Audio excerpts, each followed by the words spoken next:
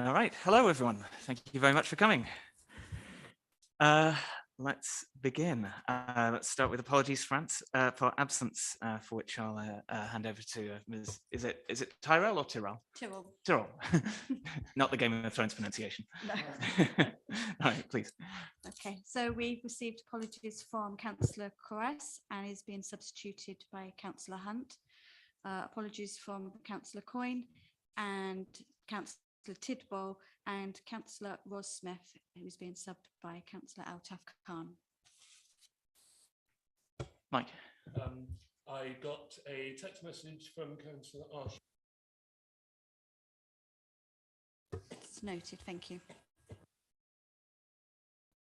No others? Okay, thank you. Declarations of interest. Does anybody want to declare any interest in anything on the agenda today? I don't see anybody. Fantastic. All right. Chair's announcements. Hello. Yes, there is a box here. Oh no. Sorry. We may have to take our chances. Okay, you've missed very little. You missed some apologies and 0 declarations of interest, unless you would like to declare any interest. Okay, fantastic. Chair's announcements. So it's the second scrutiny meeting of the year, but I wasn't able to make the first one, regrettably. So hello, those I haven't properly spoken to before, which I think I've spoken to most people at some amount of length, but certainly not everybody. So yes, hello, I'm Chris, and I was the new Headington member as of last year, and settling in, I hope. I just had well, 2 things to bring up. One of which is to formally welcome Lucy Tyrrell as our new committee member services person supporting us. Thank you very much for your time. And a very minor announcement, which you've probably also already seen by email, which is to encourage everybody on the committee, wherever possible, to engage in async discussion of things on the scrutiny agenda in advance of meetings. So what I'm going to try and do with each meeting that comes along is start up email threads as soon as get the agenda published, basically to try and get async discussion going ahead of the meeting, so that we can come into this with as much context as possible, and copying in the relevant cabinet member who's going to be appearing at the committee, so that especially things that are just points of fact will be known about and known to be sort of questions that are going to be coming up in advance, and just to make the most of our time. So if anybody's able to participate in those threads, I'd be very grateful. I think it'd do us good for doing our job as scrutiny. Okay, that's all from me. Was there anything else? Do you want to say anything at this point? No, okay. Right, okay, in that case, let's move on to the minutes of last time. Would anybody like to raise any queries or matters of accuracy about last meeting's minutes? Don't see anything, thank you. Okay, and that brings us on to the forward plan and the work plan. I will just briefly confer with Alice to make sure I don't get this one wrong.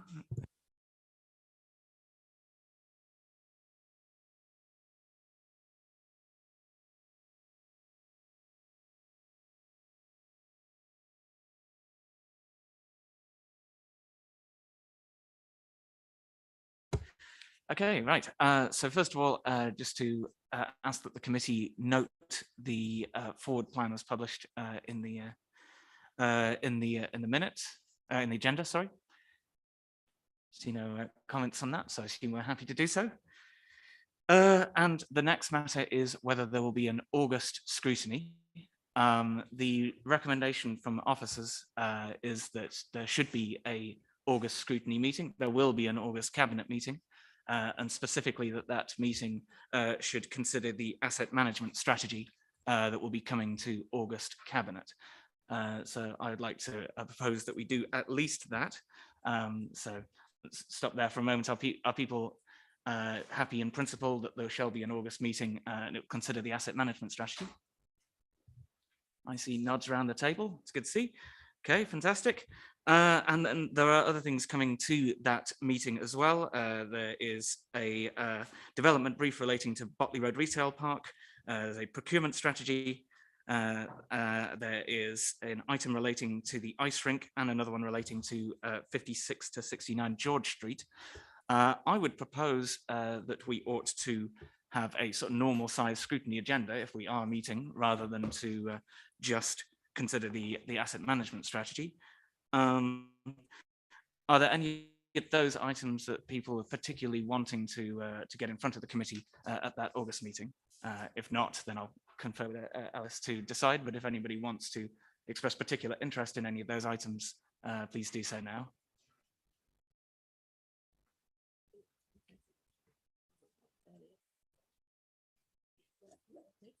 Yep. Okay.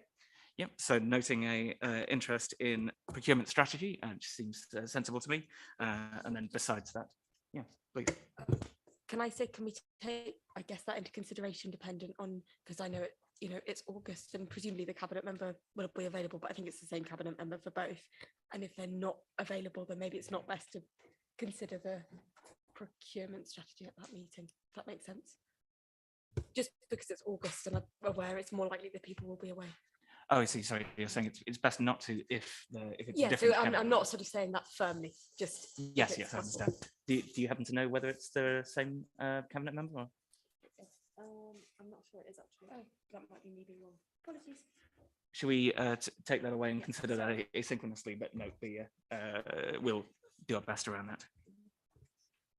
Okay, fantastic. All right, in that case, let's intend to meet in August, at least to consider asset management and precise details to be decided asynchronously in the meantime. Okay, what have we got next? Yeah, okay, I will pass over to Alice at this point to talk about the work plan. Okay, thank you. The work plan's included in the agenda for noting. The committee needs to give some consideration to agree any scrutiny commission work for the coming municipal year. So if committee members have any suggestions, then please raise them at the meeting or at a future meeting. This isn't a one-time opportunity. If you'd like to raise something that you think scrutiny should be considering. We have had some suggestions which I'd like to put to the committee for agreement. So there's a suggestion for a covered market site visit, which came out of the Finance and Performance Panel last municipal year to look at unit usage and strategy for improvement in the covered market. The officers and Finance and Performance Panel chair agreed that actually a site visit might be more useful than a report to the committee. So if the committee is in agreement, it's suggested that this visit be opened up to the whole committee to attend on a date in September. So I can circulate dates to the committee and we can go with a majority site visit if there's agreement to that. Yeah. Okay. Another suggestion from the previous meeting was about water quality in the waterways. So a suggested item relating to inviting a representative from Thames Water, the Environment Agency Thames 21, to present data and answer questions. So if the committee is amenable to that, then we'll add it to the work plan for the officer to plan in. There was a suggestion about climate and environmental policies, and I think the suggestion related to that will be covered in the report later in the agenda about the standing panel and review group arrangements. And then there's also an item suggested by councillors on the Oxfordshire Plan 2050. So we've actually been approached about scrutinising a report on a Regulation 18 Part 3 consultation, following feedback that there was limited scrutiny involvement previously. So there's been lots of time planned in for that, but we'll actually need to hold an extraordinary scrutiny meeting to meet those timescales. So the proposed date for that is Tuesday, the 27th of September at 6 p.m. To avoid other meetings. So if the committee could agree to that one as well. Anybody wish to? Yep. Sorry, please. No. Would anybody wish to voice any objection to Tuesday, the 27th of September? 27th.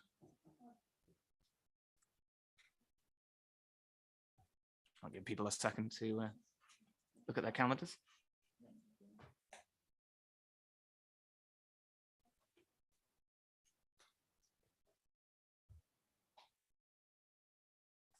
I see a reasonable wave of non-objection at least. So let's at least for the time being, set that as the date. And should anybody find out about anything in the meantime, please let us all know as soon as possible. And if anything needs to be done, then it'll need to be done. But at least for the time being, the plan is Tuesday, the 27th of September at 6 o'clock.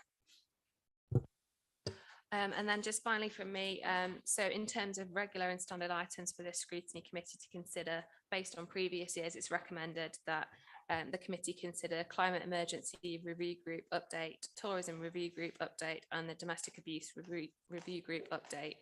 And the standing panels, the finance and performance, consider scrutiny commission performance reports, social value and procurement, integrated performance reports, and the housing and homelessness panel considers housing performance reports and the tenants forum, which the scrutiny officer will pick up in due course. So if there's sort of broad agreement to that, we can start to get those things planned in for the coming year. Seems like nods around the table again. It's good to see. Okay, anything further on this item? No, that's it. Okay, wonderful. In that case, let's move on to item 6 on the agenda, which is safeguarding. We have Councillor Walcott with us to speak on the matter. So can I please hand over to you?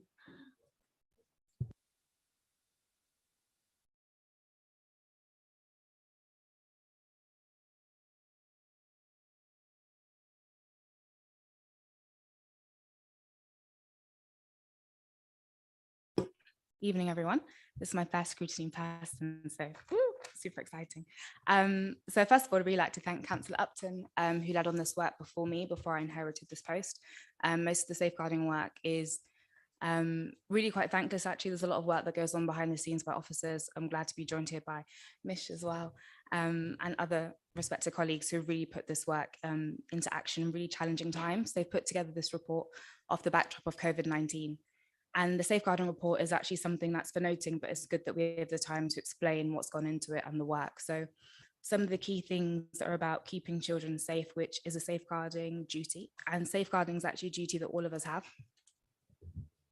So it doesn't just fall within one organisation in itself, but in order to ensure that there aren't big gaps within coordinating the work, something that's really important that's come across is the multi-agency safeguarding arrangements in Oxfordshire, which again is reliant on building relationships, which is something that officers have worked really hard to do to make sure that the right people in the room are making sure that those key bits of information are happening. Other things to note is actually working on and really emphasizing that there's actually food for children over the summer, because we know that actually the cost of living has really impacted people, furlough, and actually what teachers and carers and professional relevant staff were able to pick up on pre-COVID was actually very difficult to do during the time of the pandemic. So noticing things like actually people not having access to lunch is something that's really important. And I think that's worth highlighting in this meeting, because it's easy to miss that within the report, but that's a really big thing that actually they picked up on that, because food poverty and neglect are really big things, and it is a safeguarding consent issue. And it is shameful that there are children that don't have food to eat. I know I had a question from Councillor Smoten as well about attendance, but I think we'll circle back to that in a moment. Some other things to really look at as well is the different ways in which peer-on-peer abuse can happen, but actually the impact of grooming as well. So if you look at the Child Jacob review, actually, I won't go into it in too much depth, actually for trigger warnings. I don't think it's fair to discuss it in too much depth, but actually there's some really important learnings there of actually how young people can be groomed, how actually they can be victims of violence and actually of neglect, and actually how that can be missed by relevant services. So really taking the key learnings from that and looking at what we can do to ensure that we do better for everyone that we've got a responsibility for safeguarding for. I mean, there's numerous other good things in here in terms of working with good food and community food, looking at some of the impact of mental health concerns and ways that we can address that and mitigate that. But I'm sure there are questions, and actually I'm sure officers would actually probably like to chip in.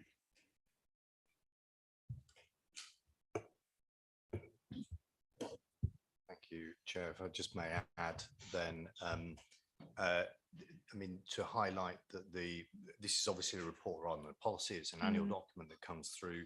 A key thing that should be sort of signalled is the 5th year in the row of our annual audit that is done, and it's done in sort of conjunction with the adult and the children safeguarding boards, which has given us, another sort of best practice level finding. So that's 5 years in a row that we've achieved that, which is thanks a lot to my colleague here, Laura Jones. I don't know if members will have met her before, but she's our safeguarding officer and has been doing a fantastic job.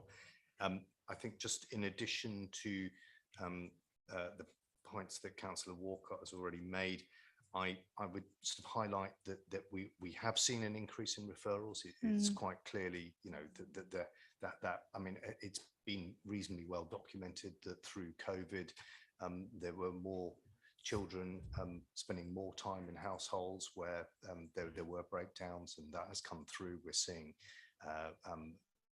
more homeschooling, falling attendance rates in schools for children. And we, as officers using our own My Concern reporting tool, have also encountered sort of high levels of suicidal sort of threats and thoughts and so on being reported through, both from members of the public and indeed, I'm afraid to say, from colleagues within the council itself. So it's, this has been a difficult period, and clearly with the wider economic circumstances, it's unlikely to suddenly improve. So safeguarding remains a very key thing. Lastly, just a point on domestic abuse. I know it's been discussed previously, but obviously there has been a significant increase in the resource being committed towards tackling domestic abuse, with we're taking on a couple of additional housing links officers, and we are working towards the domestic abuse housing alliance accreditation. Okay. Who would like to kick off with comments or recommendations relating to the report? I'll take Councillor Rowley first, please. Thank you, Chair. Just a couple of hopefully brief things. First of all, looking at paragraphs 18 to 20, as we all know, there are very high levels of educational inequality in Oxford. Obviously, thanks to the 5 colleges in paragraph 20 who are involved in twinning arrangements. As we also know, 39 colleges in Oxford University, so that is still quite a low number of colleges who are involved in trying to bridge that enormous gap between the university and wards like the one I represent. It would be interesting to know what actions we're planning on the first and fourth bullet points in paragraph 19, which I understand action which looks good, has already been taken on second, third and fifth. The second brief thing was looking at paragraphs 76 to 81 on homelessness. I know that we've made significant progress over the last few years on safeguarding of women within the homeless pathway, particularly in SWEP and hostel accommodation. And I wonder if we could have a brief update on that. Thanks. Would like to respond?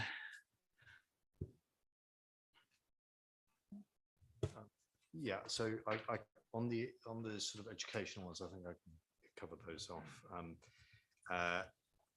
Actually, I've spoken directly to the chair of the Conference of Colleges, and she is committed to extending this. Her ambition was very straightforwardly to every college being twinned with a primary school in the city, something which we're clearly keen to see. In terms of facilitation, it is essentially we've been playing a fairly light touch role in helping with introductions of one to the other, but I think that should hopefully sort of gather steam itself. But it's something which we will continue to work to achieve. That certainly. On those 2 points that you called out about actions that stemmed from the Education Summit. On the first one, which is about whether or not we could achieve the status of one of the educational opportunity areas in the city, is something which only the county council can apply for, and something which has been of ongoing discussion. We sort of suspended that as something which we were going to do whilst the county was in the depths of tackling COVID, because this, that became the more urgent matter. But it is something that certainly I'm keen to elevate again in discussions. On the fourth of these, I think that this is already happening, and it's been discussed at the Oxford Strategic Partnership, which is a greater involvement of businesses to support the work of the community impact zone, and by doing that, offer more opportunities for children linked to that. The homelessness one, Yep. Our Rough Sleeping Single Homelessness Manager, currently Paul Wilding, holds the county-wide homelessness strategy and meets to move actions forward on that. And we do have an action in our Appendix 1 Safeguard and Action Plan working towards that. Similarly, with the Daha Domestic Abuse Housing Accreditation, we have an action in our Safeguard and Action Plan. So we meet quarterly to discuss those, and Paul and Liz respectively provide updates at our quarterly safeguarding strategic meeting. If you would like any further detail, I can speak to Paul and Liz and get some more detail on that for you. I can speak to Paul and Liz myself. They're both excellent officers. They are, yeah, absolutely. All right, I had Altaf, please. There are two questions. It says keeping safe children in education, which is quite a broad term. And as you mentioned, during the COVID, some school and schooling in the private houses, or people not going to school. Before and after COVID, or during COVID, there are a lot of outside school teachings, whether they are the after school clubs or some sort of other teachings where that happens.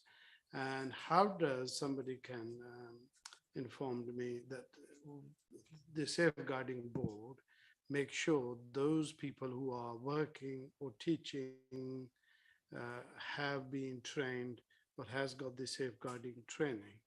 That's my first. My second is I have attended safeguarding training as a counselor and my other volunteer roles, and is keep coming back again and again, and that's really bothering me. That is, if you see something or if you find out something, you must report. And if you are elected councillor, obviously that becomes a sort of double responsibility of this. But my own experience is, if you do raise the concern where you have seen or got something and you don't have the evidence in hand to pass over, but if you do speak about it, how the life becomes difficult is the only person knows who has spoken about it. And I went through that.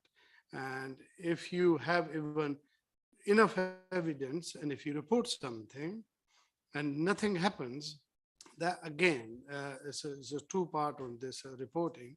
So that becomes again a bit of disappointment and disillusion in a way that you have reported, you had enough evidence to show, but nothing was taken serious. So that's the somebody could please respond to this. Thank you.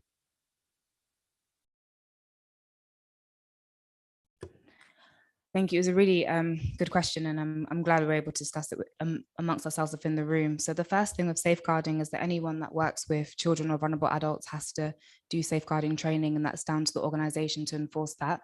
There might be some organisations that don't do that, and it's worthwhile, if you're aware of them, letting relevant officers know that, so that something can be done. I actually work in education, and we're just right now looking at Ofsted and going through the keeping children safe in education right now. And it is something that does come up about maybe people might highlight a safeguarding concern. And it may be that the concerns that have been highlighted are something that either the evidence isn't satisfactory and the investigation is closed, or you're unable to be further informed about what's happening throughout the investigation due to confidentiality issues with that young person themselves. But again, with any issue that you think perhaps hasn't been followed through in the correct safeguarding manner, there are other avenues and channels that people can explore to push something through. And I would urge anyone who feels that something hasn't been followed through properly to actually not sit on it and to be persistent, because again, safeguarding is a duty for all of us. And again, that's why we have multi-agency networks and groups, so that actually information that's gone to one provider can maybe be picked up if something has come one time, then maybe 3 months later something else comes up and actually can re-review cases. So it is worthwhile to always flag and report something if you see something, have an inkling about something, because keeping children safe and vulnerable adults is crucial. Just add to the first points. We have quality assurance meetings with our agencies, and education do attend.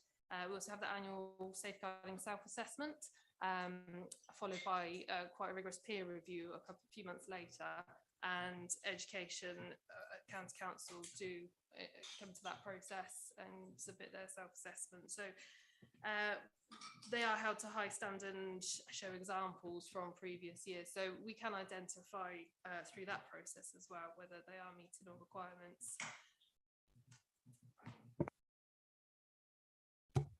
Okay, thank you. If there's nothing further. Yeah, please. Thank you very much. Yes, thank you for the report. As the report identified an increase in children on protection plans, and if so, has there been any support put into place for the families who are obviously in need of support when the children are on protection plans? Yep, so it has been recognised that there is an increase in child protection plans, possibly coming out of COVID and them not being in schools. It wasn't identified. We do work closely with County Council, who have early health assessments, and also team around the family meetings, so multi-agency meetings to support the family as well as the children in helping them through that process to put the support in to get them out of the situation that's got them onto the protection plan. Okay, I saw a hand a while ago from Councillor Mundy. Thank you. Councillor Coyne, who's normally a member of this committee, emailed us some points, so I thought I'd relay those two as well as one of my own points. In relation to paragraph 19, the bullet points on page 28, are we proceeding with efforts to establish an education opportunity area in Oxford, or is this recommendation being dropped? In relation to the fourth bullet point, is the community impact zone still functioning, and how are we evaluating scrutinizing this impact? In relation to paragraph 96 on page 36,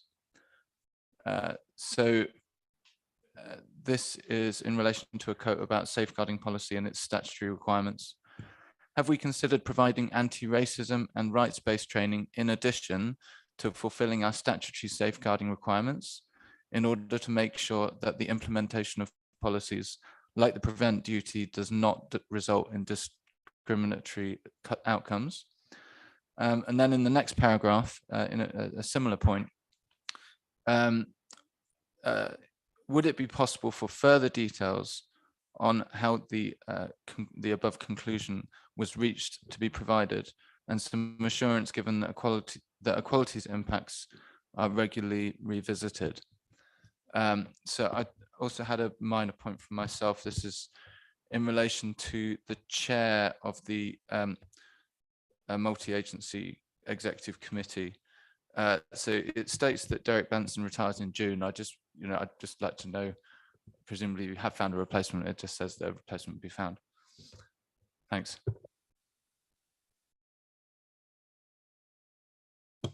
I think I'll pick up the first two, because actually they are essentially the same as the points that Councillor Rowley raised. So yes, it is still certainly an ambition that we should proceed with an education opportunity area.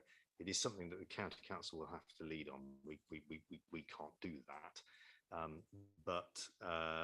And things have been sort of set to one side during the COVID period, but it is time now to sort of restart that sort of discussion. So absolutely.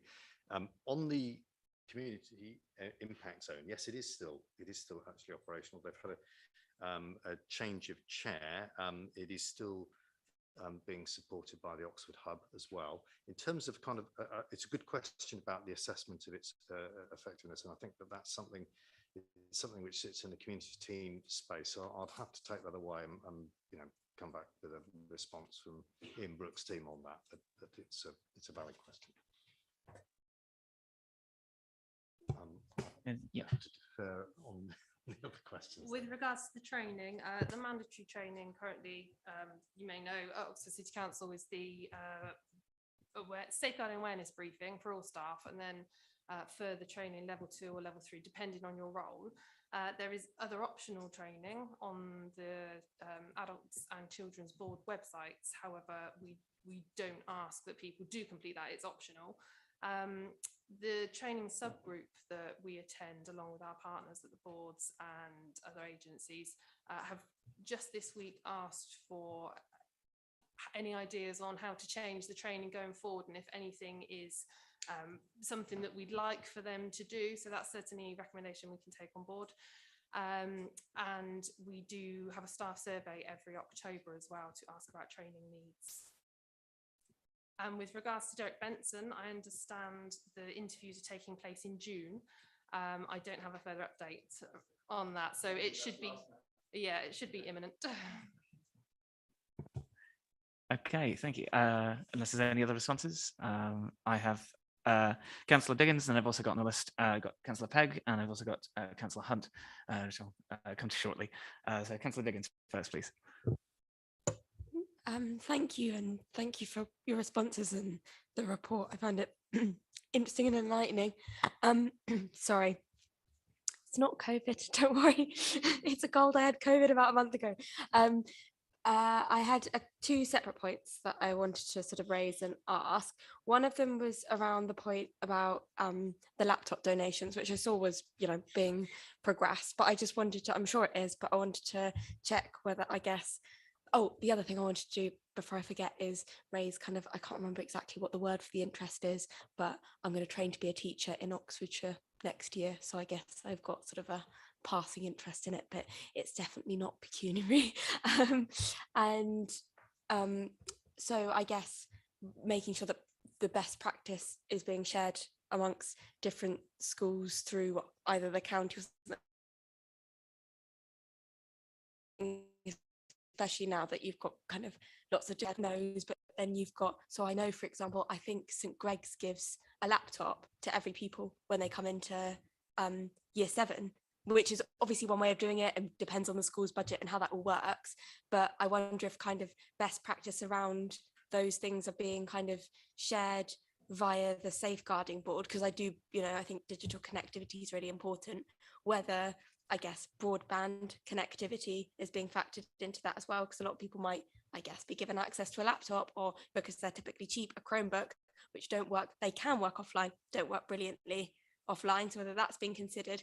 And then thirdly on that, whether there's kind of accompanying work being done around, you know, thinking, I know that this is largely in the county's ballpark, but thinking about keeping children safe online and safeguarding around children's internet use and access to the internet, because if someone's already neglected, excluded, you know, kind of falling, like access to the internet can be brilliant, but it could also kind of open up some negative, you know, avenues and things like that.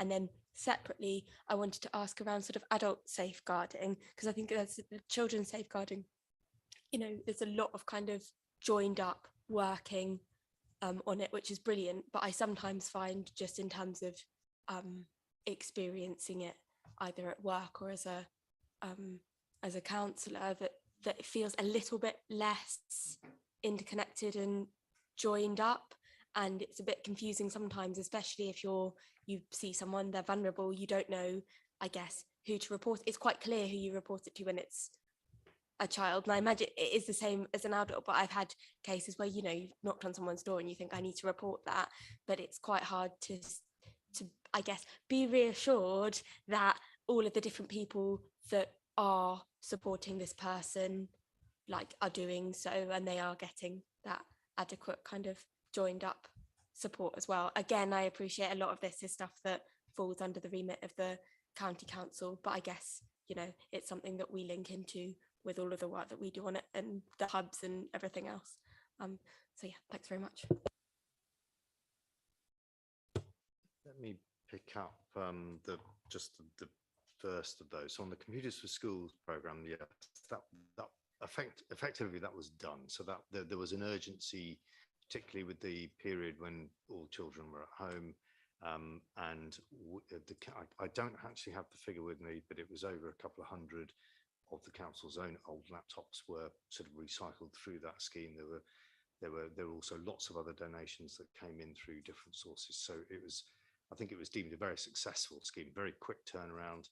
Oxfordshire Community Foundation sort of did the central coordination, got the laptops into schools, and I know because my own wife was teaching at the Oxford Academy that they were able to make a lot of interventions, you know, where the kids didn't have any other access to, and were able to do that. But also they did find, exactly as you just described, that in some cases there wasn't the sort of the digital ability to be able to get online from the household. And I think that digital inclusion, you know, remains a sort of an issue that both the city and county council, you know, are sort of looking at in terms of, you know, how that can be addressed. I think on the other issues that about safe use online, and certainly in terms of the adult safeguarding, I would defer to my colleague. With regards to safe use online, the Children's Board do provide training specifically aimed at digital safeguarding. Other than that, I'm afraid I would have to speak to my colleagues at the county to find out in more depth what they do. But that's certainly available, and I would hope that the teachers do that. But I can certainly ask education colleagues for some more detail around that. With regards to safeguarding adults, the training that we provide internally, which is mandatory for all staff and available to counsellors, goes into as much depth regarding adults as it does children. We've got a particular focus on neglect with children, but we go into very much detail regarding adults. We include scenarios for both children and adults, and the concerns that come through on our internal recording system very much include adults. We've got specialist champions, safeguarding champions, who've got various knowledge. We've got our anti-slavery coordinator, who today helped me with an exploitation case, domestic abuse housing link workers. So we do have as much focus on adults as children, I think. Thank you. Can I come to Councillor Pegg next, please? Yeah, I've got two ones which I can hopefully be fairly quick about. First one was just, it notes, I think in paragraph 51 and a few other places, that there's been an increase in suicide threats. So I just wondered, is that a general thing to do with the pandemic and mental health sort of declining in lots of people, or is that something, other reason sort of lying behind that, you think? And then the other one was around the modern slavery. I just wanted to sort of clarify what the council's role is on acting on this. Is it more that the council is a place that can be reported to, and then that you would take it to the police if necessary, or is the council's role a bit more complex? Again, I think I'll pick up the first of those two. So on the suicide threats, and you pointed to paragraph 51, which is particularly about the city council's own staff. I think, you know, we have discussed this as a senior management team, and I think that this has reflected a period of in you know, prolonged periods of enforced home working, people you know, in all sorts of different domestic circumstances, not being able to go into the office for long periods and have the kind of the normal sort of social patterns of interaction that they have. And you know, there is a lot of evidence reporting through from colleagues and through our staff engagement surveys that, you know, that has been an issue. And equally, there's been a huge amount of focus on how we address that. And so I think if, you know, we have, in fact, only just in the last month completed the sort of the got the findings back from the most recent engagement survey, and whilst it doesn't sort of directly go into this space, it does talk about how people are finding the balance between home working and working in the office, and sort of general levels of sort of engagement and you know, satisfaction with the work, and that is up from where it was. So I'm not suggesting that that could be the only reason, but I think that certainly was our view as a main factor, and something which you know, we also talk in the report about training and so forth. That is something which we very much both kept an eye on and sought to ameliorate the situation by the hybrid working that's now commonplace. With regards to modern slavery, our anti-slavery coordinator works very closely with the police. She completes the NRM forms online, alerting the police, and she has meetings with them. So whether it goes into the police and they alert her, or it comes to her and she alerts them, they work very closely together. And she's across Oxfordshire as well, so she does work with various other agencies, and using My Concern, any concern goes onto that, and then we can see who's already involved. We can search to see if that person's been on there previously and what support they've had previously, so it makes it a bit quicker to find out how to support them properly. Thank you. Can I next call on Councillor Hunt, and then I've got Councillor Arshad, and then if anyone else wants to come in this phase, if you could wave a hand, otherwise we'll talk recommendations. Councillor Hunt, please. Okay. I note your wave and wave back. Councillor Arshad, in that case, please. Yeah, thank you. I wanted to speak about the domestic abuse. I know there's a lot of work that's gone into this from last year, especially councillors will be aware we had the white ribbon and we had high profile murders and of women. And I just would like to bring the attention of this group is that if we could in any way highlight more social media campaigns because we are amidst still the pandemic, it'd be helpful for women who are really scared to be able to speak up. And when these messages come up on social media, they might, you know, not know about women's aid, or, you know, the work, the great work that you guys are doing. So I think it's important to highlight that on social media. You mentioned, Mish, that you know, the domestic abuse rate has gone up. Do you know how much by, or what the stats are on that? If you could find out and email me, that would be really helpful. But I think, you know, you don't need lived experiences to come forward as such, but just knowing that there's a number that they can call locally, or a refuge where women can go, that would be really helpful, I feel. Thank you. And can I just pick up on Councillor Altaf's point when he was raising about the point about safeguarding in terms of after school clubs and groups that we are working really hard to give that support.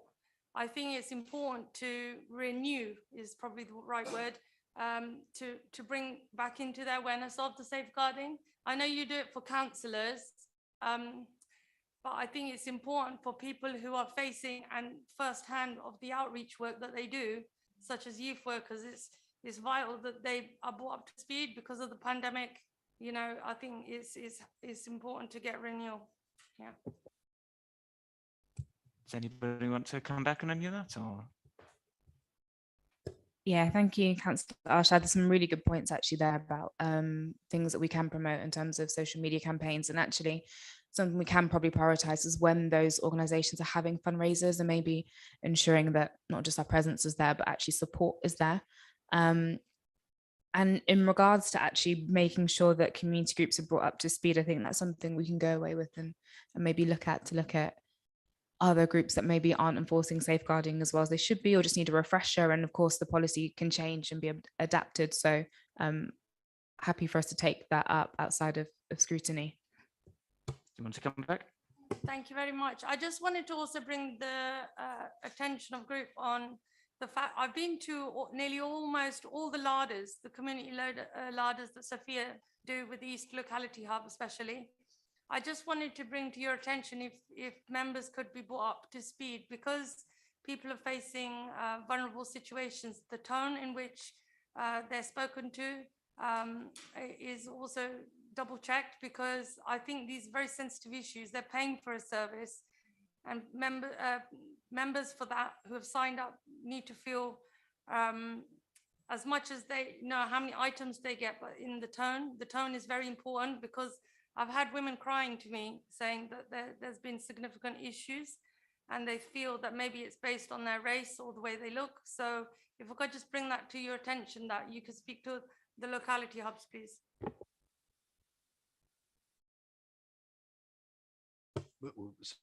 Yes, I'll ensure that the relevant officers are informed about that. Okay, if nobody else, sorry, Altaf, please. Just a recommendation. I know we all said great work and a lot of agency and multi-agency work. My understanding is, and I'm sorry, I have to speak and bluntly say, when there are too many agencies and too many people or organization involved, that means is too many's responsibility is nobody's responsibility. If you Google safeguarding in Oxfordshire and Rotherham, the two places will come on the top, and we all know the history and background. So my concern and point is that there are so many areas still don't have the safeguarding trainings, people who work with the children and the adults. And I know it could be, it's not city council's responsibility, it could be county, it could be social services, it could be this, could be that. But somebody has to, so recommendation is somebody need to take more firm responsibility of making sure every group, voluntary organization, places in the city working with the children and adults must have safeguarding training and the safeguarding policy in the place. If that is not, yes, Councillor Arshad said renewing, but my concern is there never have been happening. So how would you renew if there wasn't in the first place? So this area is still quite a big gap which needed to be filled. And I don't know, you people can take this back to the safeguarding board and the county and say this openly and bluntly that there are this area needed to be focused on and worked on. Thank you. Would any of you like to respond or say where we are at the moment on the issue raised? Or? Yes, so please do. Just because it was a, sorry, I'm going to take my mask off again. Just because it was a recommendation for a recommendation, I guess, I think I would have to respectfully disagree on the point about having too many agencies involved with safeguarding. Like safeguarding kind of, it's not a situation I would argue of too many cooks spoil the pot. It's exactly the opposite, because the idea is that if you have as many people as possible involved, if everyone's picking up little bits that might not look serious, it ends up adding up to being a whole. And I think I slightly misspoke earlier. The point I was making about, I guess it was more about multi-agency working and just kind of basically asking kind of, I guess, what happens to how does the multi-agency working function? And I think that's a, good question, which I think was addressed earlier. And you're right, it must be important that everyone, someone takes responsibility at the end of the day. But I think the principles of safeguarding and the principles of safeguarding in this report are basically taking the, protecting the child or vulnerable adult at the heart of it. And that's what everyone's working towards. I don't think, and I think it's set up in a way with clear structures as well, so that it isn't that anyone's actually passing the buck. And you're right, there have been huge failures, but I think that this report is setting out, ways in which it's been developed and come on since then.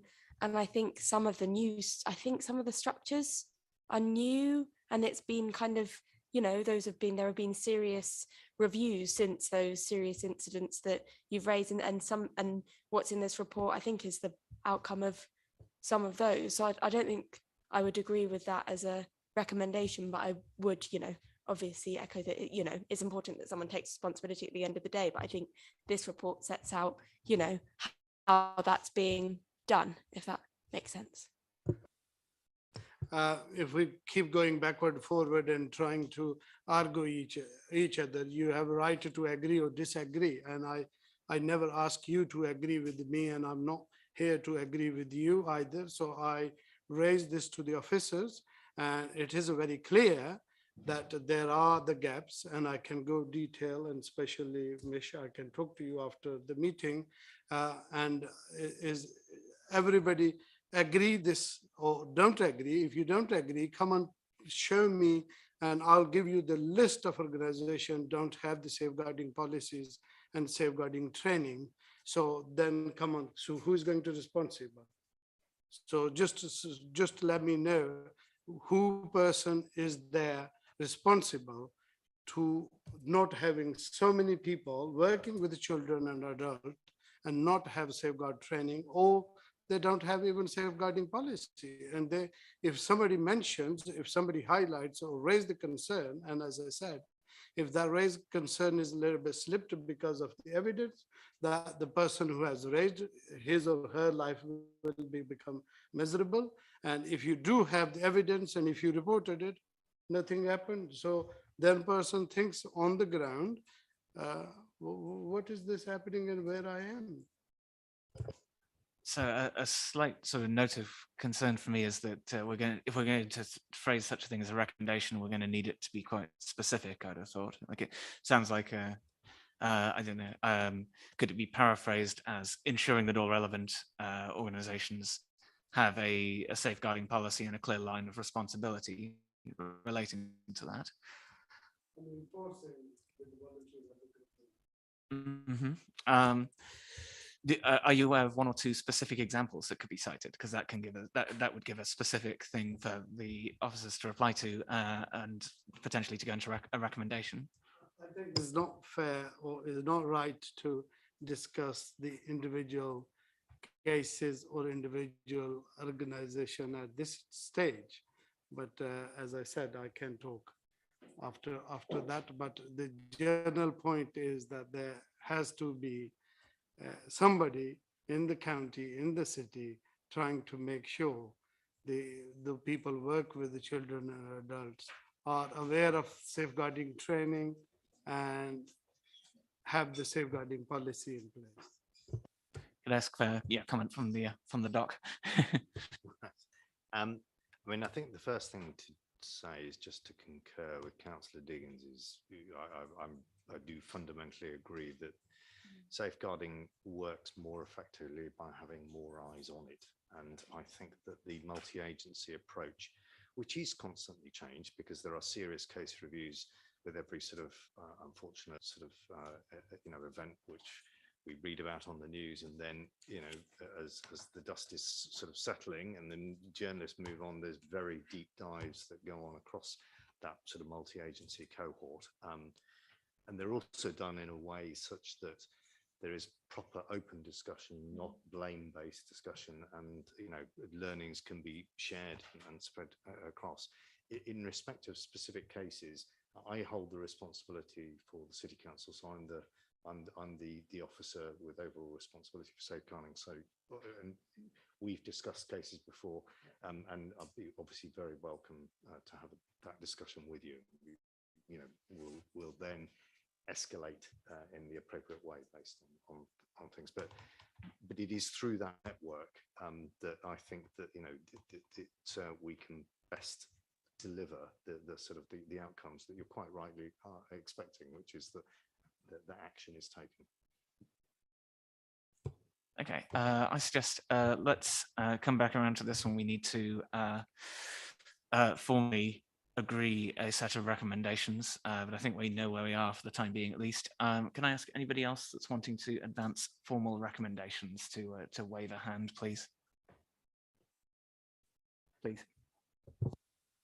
And it was pretty much sort of accepted as something that's already been worked on, but I'd like sort of a mention of digital inclusion as part of safeguarding, and maybe some, I guess, more information about, I guess, what the county's doing as in its part of the safeguarding board to ensure that digital safeguarding is a part of that, whether it be in schools or through other, I guess, community organisations. Is that specific enough? I think so. However, how are you feeling in the corner? Is that specific enough for you to work off of? Okay. And how do people around the table feel? Are we generally on board with something got to look? I see friendly faces. Okay, great.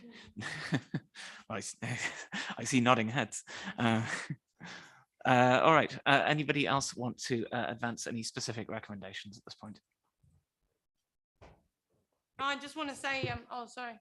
I just want to say thank you so much for all your hard work over the couple of years, at least, especially I know when Councillor Marie Tidball and others have contributed very effectively to the locality hubs. And yeah, thank you for all the work that you are doing. Thank you. Okay, thank you. So yes, any formal recommendations to bring forward? I'm not seeing any waved hands, which suggests that at the moment we've got 1.5. Okay, in which case we should resolve the question of the half. Could I take a yes, please, Kaya?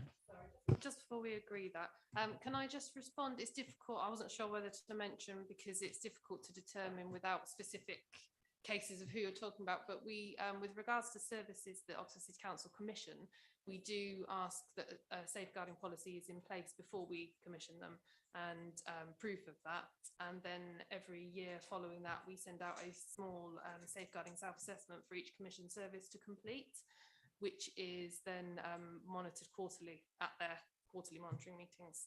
So I'm not sure if that goes some way to responding. It depends entirely on who the specific cases are. And to be clear, are you satisfied that there's good coverage there, that you're getting responses from all the organisations you'd expect to respond, and that they're in a good position, or do you think is there work to do there? The ones that we do a bit of a dip dive each year, depending on who had been assessed the previous year. And then I work with them to work on the recommendations if they haven't met that green rating. So it's similar to the self-assessment that we complete, but a smaller version. And any that they aren't quite there yet, I'll support them in doing so.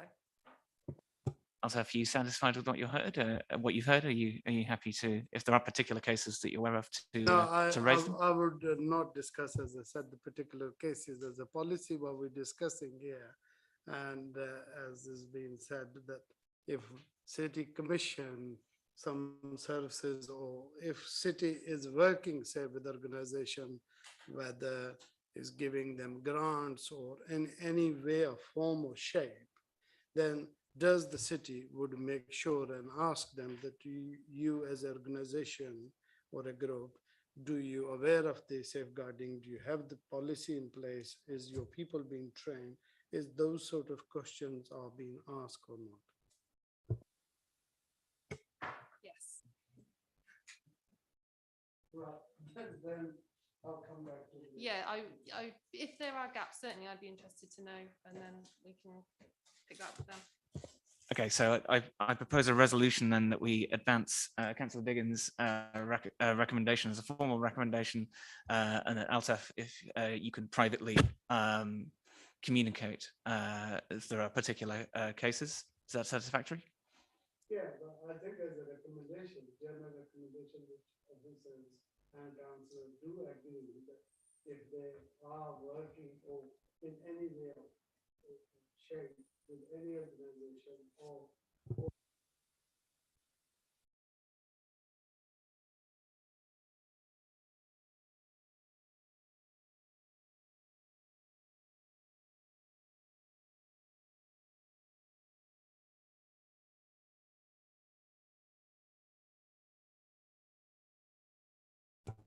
Okay, so it sounds like it sounds like we've had our answer to that recommendation there, which is that yes, that's happening. Nonetheless, if you want to press it anyway, in that case, I'd ask for a show of hands around the table.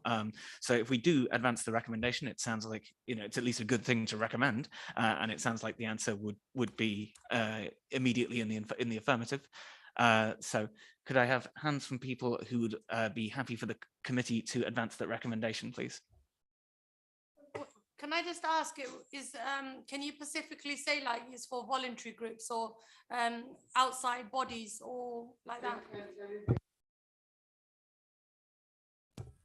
So yes, so specifically then a recommendation that organizations that the City Council works with be asked to show a safeguarding policy, correct?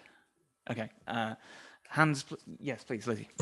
I just don't see the point in advancing a recommendation for something that we've had confirmation is already the policy of the City Council. Only because it's harmless. If the answer is just yes.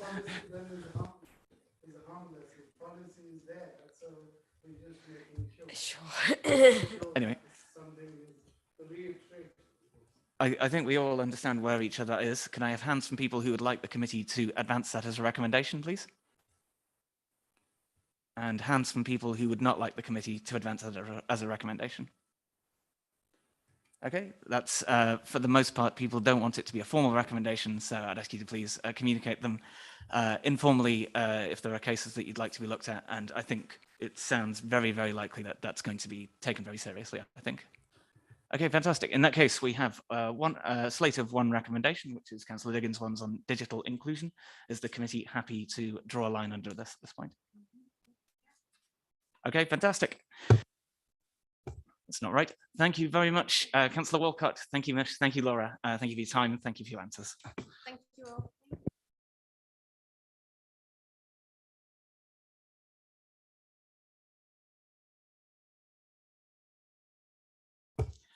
Okay, that brings us along to agenda item X, where X is 7. X is 7. Councillor Upton has materialised in the time that it took to introduce her. So let's talk about electric vehicles. Please go ahead. Hello, Scrutiny. Thank you for having me. So the electric vehicle strategy, the document itself opens with a sentence. The Oxford City Electric Vehicle Strategy builds on the excellent reputation the city and wider region has developed over the years in leading the transition to zero emission vehicles, which is why today is perfect for it coming to scrutiny, as Vicky Robbins here and I should Mish too, have spent the afternoon at the opening of the Energy Super Hub at Redbridge today, which is this incredibly exciting project. You know, it's the largest charging hub in Europe. It should see us through for the next 30 years. There are charging spots for more than, right now, for more than 40 cars, but there'll be capacity for 400 or so. There are 4 different companies who've got their charging points there, from Tesla and various others. And this thing was made possible by the drive and the vision of Councillor Tom Hayes, who really pushed this project, and then the blood, sweat and tears of Vicky and Tina Mould. Yeah,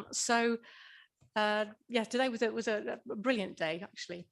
So the EV strategy. This was commissioned by the Cabinet back in July-ish last year, I think. And the idea is it's going to set out a framework for delivering electric vehicle charging infrastructure to the city. It sets out the reasons that we're doing it. The aims, of course, are to get us to being net zero by 2040 for the city as a whole. But alongside our decarbonisation targets, it's also about improving air quality, of course.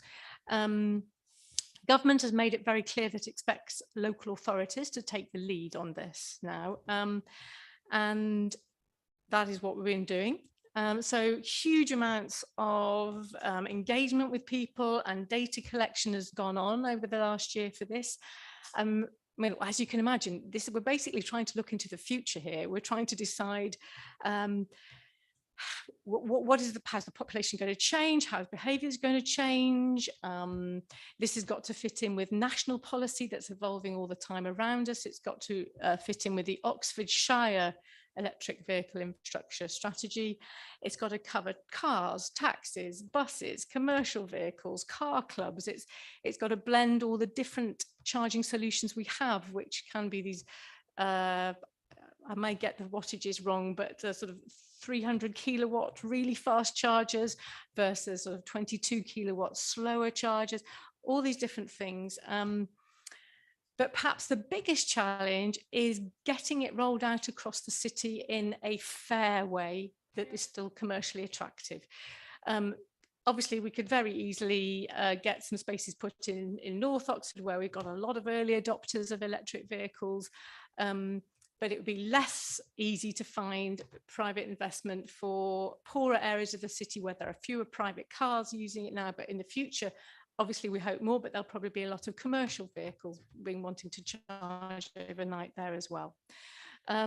So the approach that has been devised is a procurement strategy that will combine areas that are perhaps now more commercially viable with those that are not currently, so that we'll get packages that will provide for people with mobility issues, for working drivers, for everybody alongside the people who can afford to buy a Tesla already. You'll see that it includes a variety of options around a lot of off-street charging options, charging hubs, and this solution, pavement crossing solution called the Gull-E, which our own company, ODS, are working up at the moment and are trialling at the moment, which will allow people to sort of plug in their home, but then have something going across the pavement that is not going to be a trip hazard for pedestrians and people in buggies, etc. So you'll see we've got loads of data now showing where the demand is across the city. That's combined with socioeconomic data. Different scenarios have been modelled about the different levels of uptake we might see over the next 15 years. And that's all going to feed into an implementation plan, which will come in a month or two. I'd just like to flag that there are big resourcing challenges for this. Bear in mind, there is nothing put into our budget to support this. So we're going to be relying on government grants. And happily, the government has just signaled that it's no longer going to be, it's going to stop subsidizing the vehicles themselves and put the money into infrastructure instead. And I think at the last committee meeting, you'll have seen the Levi bid, the local electric vehicle infrastructure money bid that we are hoping will allow ODS to roll out this Gull-E solution much more widely and in fact turn that into an income stream. So the income streams that the potential income streams we have that will underlie this implementation are our dynamic procurement system, which is award-winning and which I think we've already got other local authorities prepared to pay us to use it. There's also the ability to lease some of our land assets, whether that's our car parks or old garage sites, or things that could be suitable for EV charging. And then there is what I hope will become an income stream from the Gull-E solution that ODS are working up now. So on that note, I'm going to hand over to Vicky, who I think has got some very good news about the consultation results that has literally just come in this week and it therefore has not been in the strategy document Just so far. before you do, sorry, could I ask for a silly question? Could I have for a 30-second definition of dynamic procurement? So that came up in the report as well, and I should have looked it up at the time, and I didn't. And I don't know if I'm alone in not knowing what that means. I think the best person to do that would be Vicky.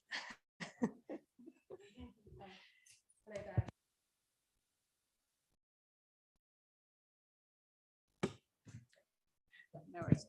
The dynamic purchasing system is like a a framework, but with a lot more benefits. When you procure using a framework, you put out a tender, a number of suppliers will come back to you. You might shortlist them and choose one or two or whatever. And then you are basically working with those specific suppliers for X number of years. And it's static, that's it.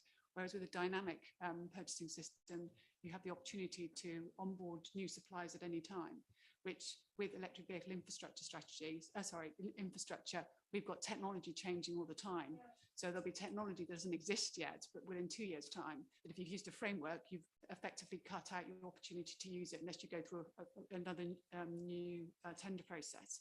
So this dynamic framework allows us to flex, if you like, on that.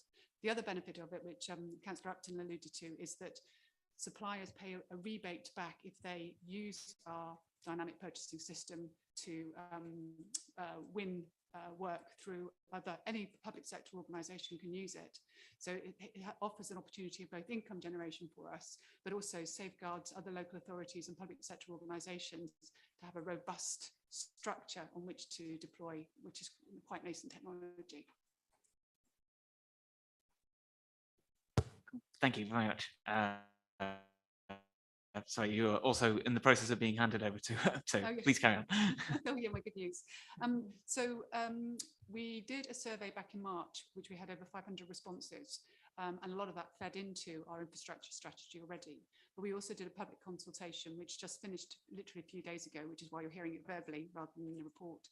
And we had over 100 responses to that as well, which is fantastic. And I'm delighted to report that over 84% of the respondents either were neutral or strongly supported our approach to the strategy. And also we had over 80% that agreed that they liked the council's approach to being an innovative city in driving forward this type of technology. So I think it was a ringing endorsement of what we did. The other thing that's interesting to note is that of that 104 that did respond, 25 of them were business owners. So we've got a good mix of both working drivers as well as others that responded. Cool. Okay. So did you want to come in, Michelle? Okay. Fantastic. Right. Could I have a wave of hands, please, from people who'd like to speak on this? I see Ed. I see Chris. Okay, I see Lucy and I see Lizzie. Okay, fantastic. In order of going then, let's start with Ed. Thank you. So I shall start with the consultation that you've obviously just talked about. So we found with consultations that have been done before that they are not representative of the qualities of our city. So I just would like to know if you've got any word on the Black and ethnic minority background of people who are responding to that consultation and how it was relative to the city as a whole. So the other question I had, so in the report, in the strategy, there's statistics about electric vehicles that include plug-in hybrid electric vehicles and range extended electric vehicles. The FEVs have got an internal combustion engine. They're not really an electric vehicle. So I just want to sort of get an idea of why we're including those kind of vehicles in the statistics, or whether that's just something that's helpful in terms of thinking about the infrastructure, but just being assured that we don't see vehicles that have an ICE in them as being part of this sort of strategy of encouraging electric vehicle usage. I think that's it. Something else came to my mind, but I've forgotten it now. So thanks. We can come back to you. So to your first question, in terms of representation of the spread, you're right. I mean, 104 respondents isn't representative of the city, but we have consulted widely in. Sorry, I have to take this off. We've consulted widely across a number of different organisations in the compilation of our strategy. And that included everything from the taxi fraternity to the small and medium-sized businesses in the locality, to inclusive transport group. So wherever we can, we've tried to garner the widest section we can. We even spoke to suppliers as well that supply charge points, because it's important to have both sides to make sure we have something that's practical to deliver. In terms of the consultation, the data that I got back didn't give me any ethnic mix, so I can't comment on that. We will have that data, so I mean, we can gather that. Go for it. In relation to the Gull E, yes, so that's an ODS product. Now, do they have the trademark on that? Because it's presumably it's quite potentially very lucrative, right? If it's internationally useful, so that could be.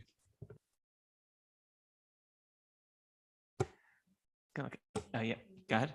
Sorry, just to answer your point about the hybrids and the EVs, what we've done is we've used the data that's available to us at the moment. And because obviously, you know, even a year, 18 months ago, hybrids were more prevalent than EVs are, and you're seeing that switch. They were included in the data, which is why we've talked about both in there. But going forward, it is about EVs. And for example, at the moment, the car clubs, where they traditionally had ICEs, they converted those to hybrids, and now they're moving them over to electric vehicles as we electrify the chargers. So you'll very quickly, I think, see that transition. It's definitely not our intent to support the hybrid community going forward. Good. I have Councillor Jarvis, please. Yeah, thank you, Chair. And yeah, thank you for the report. It's yeah, it's been clearly a lot of work put into putting this together. I just have 3 questions, which may or may not transform into recommendations. But the first one is on the table that sort of appears at various points in the papers with the sort of projections of uptake of EVs. And I guess my query on this really is sort of how confident are we around those figures? Because to me, it looks slightly odd that there's this, in 2026, the projections are well below target. Then by 2030, they're still well below target. And then suddenly by 2040, they meet 100%. And yeah, I just get some reassurance on the kind of the confidence behind those figures.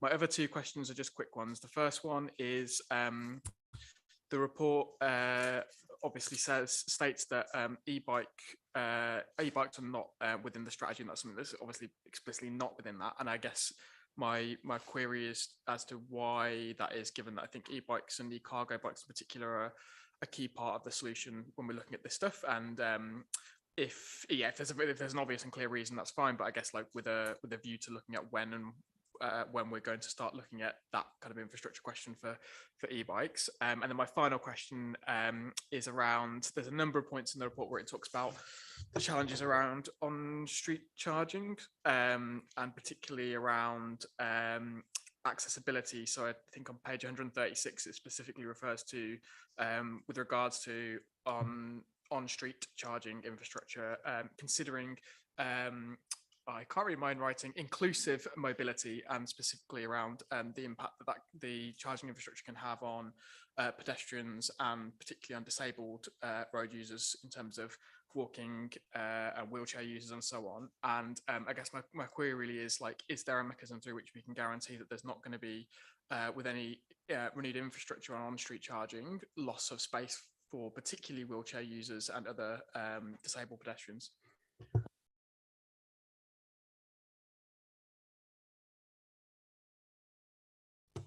Yeah, I think the short answer around the confidence about rates of take up is that nobody knows. Yeah, so what we've done is essentially we have modeled different sort of outcomes. I think the key, including one which would deliver against targets that ZCOP was already set for the city. What I think is key is that we track exactly what is going on in the market in terms of take up, and that we adjust accordingly. So there is a danger in stranded assets at the moment. If you look at the estate, the EV charging estate that the council already sort of has, you know, the lamppost chargers and the like, they don't make money, so they're not profitable per se, because they don't have enough usage. So if we overshoot in terms of putting in charging capacity ahead of the demand in terms of vehicles, you know, we're losing money. We commercial operators or whatever will be losing money. Equally, if we end up not putting in enough infrastructure and constraining the market so that people Phil, well, I would get an electric vehicle, but they always seem to be full, these charges everywhere. So we are going to have to every year go back, look really carefully, talk to the market operators and so on, and adjust our sort of trajectory. So I think that's probably, you know, how we deal with that. And the other questions. Just a quick question on the leap that you talked about between 2030 and 2040. The average age of a car, or the duration of someone having a car, is around 15 years. So although there'll be no new cars sold after 2030 that are having internal combustion engines, there will still be cars on the road that have those. So you're right, you know, I expect that trajectory will be much quicker thereafter, but in the gradual move to that, that's why it's a little bit slower. Also, just a quick point, the modelling we've done is using internationally recognised formulas, which gives different ratios to different charges and such. We've modelled it using, if you like, a sort of a common formula that is sort of is accepted norm. But to take to Mish's point, you know, these are trajectory figures, so we will be monitoring them every year. To your e-bikes question, e-bicycles use 3-pin plugs. So the chargers and the infrastructure that we have across the city isn't compatible with e-bicycles. It is with e-bikes. And cargo bikes, again, you can charge those with a 3-pin plug. So they are part of our overarching active transport and delivery solutions that we're working across other plans with. So all these are all interlinked. So it's not excluded as in forgotten. It's just it's not provided for within this particular type of infrastructure this time. And then the last one about accessibility. Last summer actually, with our bollard charges, we came up with a solution called a build-out, which is like a little island that sits off the footway. And we work with our inclusive transport group and the county to create this creation under the ODS, because they did the civils for it. And that's moved the bollard off the footway, but it's also created a flush solution, if you like, so that you don't have to step off the footway into the highway to access the charger. It's not perfect, but it's a step in the right direction. And we are working with Motability at the moment about putting a pilot project together in Oxford to see what we can do to better facilitate on-street solutions that help and support inclusive use for users. I was just going to come in briefly on the e-bikes. I think e-bikes are absolutely game changers for a lot of people who are currently driving cars and getting them out of them. So that is vital. I think e-bikes are a little bit different because people are a bit reticent to leave them out in the open charging.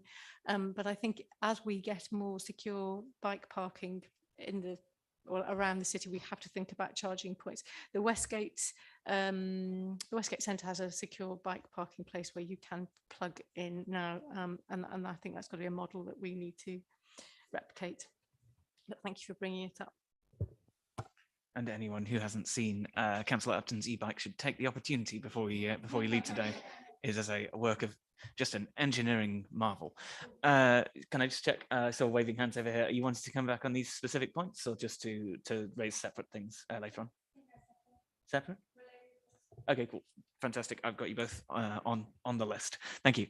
Okay, in that case, though, I will myself bring up that specific point that Chris raised about 2040, considering that hybrids that we wouldn't consider EVs, by which I mean, you know, you have your plug-in EV, plug-in hybrids, which I would consider primarily an electric vehicle with sort of backup, and then you've got your sort of quote-unquote mild hybrids that are, you know, it's just a fuel efficiency technology really, and it's primarily a combustion vehicle.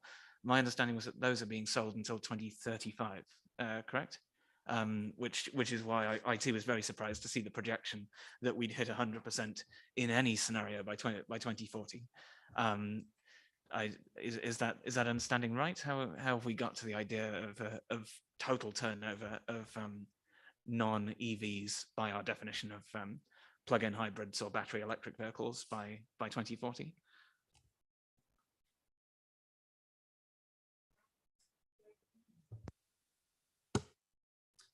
I'll have to come back to you on that because I didn't know about the 2035 figure for the hybrids.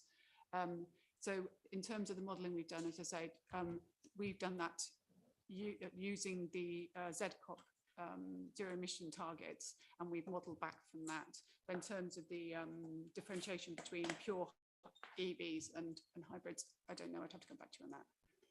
Okay, thank you. Let's move on. Can I have Councillor Pegg, please? Yeah, one of my questions has already been asked by Ed, so I can be even quicker. But the first question was about the government funding, which I think gets mentioned in section 29. What do you think is the likelihood of getting government funding for this public EV charging infrastructure? And have you got a backup plan for how you're going to fund it if you don't get government funding? And then the second question was around the fact that the Westgate charging hub gets mentioned a lot in the strategy, and obviously that is great in lots of ways, but that still is encouraging cars into the city centre and creating congestion, even if they're creating less emissions than normal congestion. And just whether it's been considered how wise it is to keep pushing those kind of approaches, and sort of what strategies you've got to find that balance between making charging points accessible and just encouraging the same amount of cars into the city as we currently have.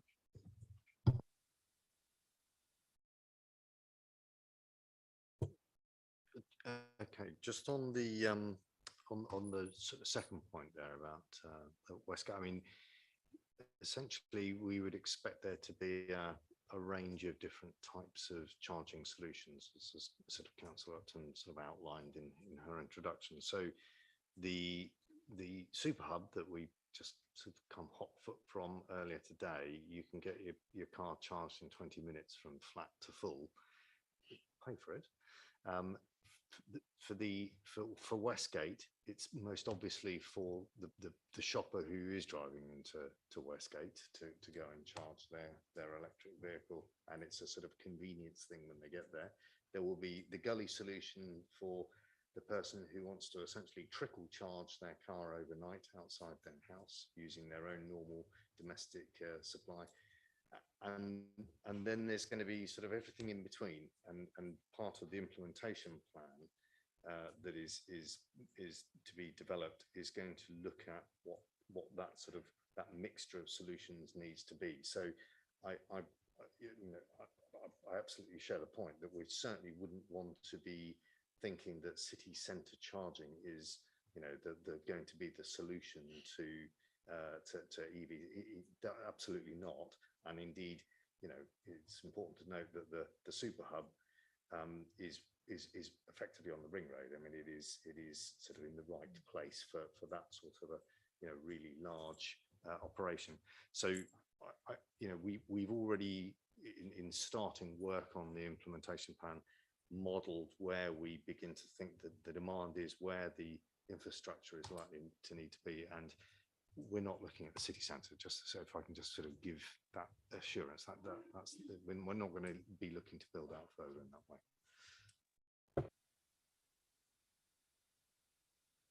If I can just quickly add to that as well, we also, when we talk about working drivers, we think about private hire and taxi drivers, delivery drivers, but also care workers and sort of queue workers and such. And what we want to do is, if you like, sweat the assets that we have across the city, and utilisation is key. The more these charges are utilised, the better revenue for the city. But also we need to come up with solutions to allow reliable charging for these types of working driver groups.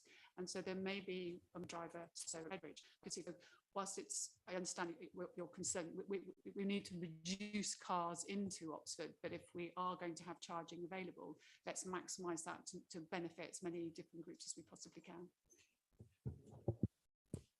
Councillor Valley-Simmons, were you wanting to come back on that particular? I was talking to Nadine here, sorry. Was there a particular comeback on this? Or? No, it's a question to Louise. So recently, as you said, the government is withdraw the funding to incentivize people buying electrical car. That's very recently, and the funding is going to invest into the infrastructure. So I don't know if you see this is going to impact on your trajectory in page 52, and how does it compare with other countries, do you think?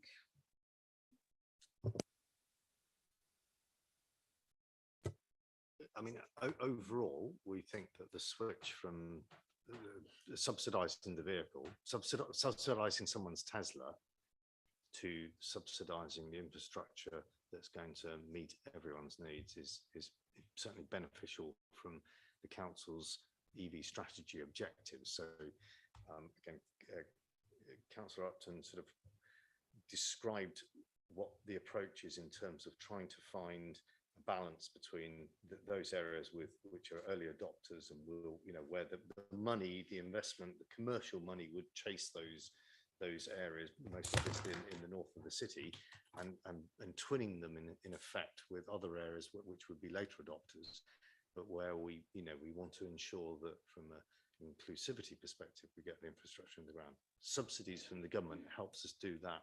Subsidies for people to buy the cars won't have as much of a positive impact.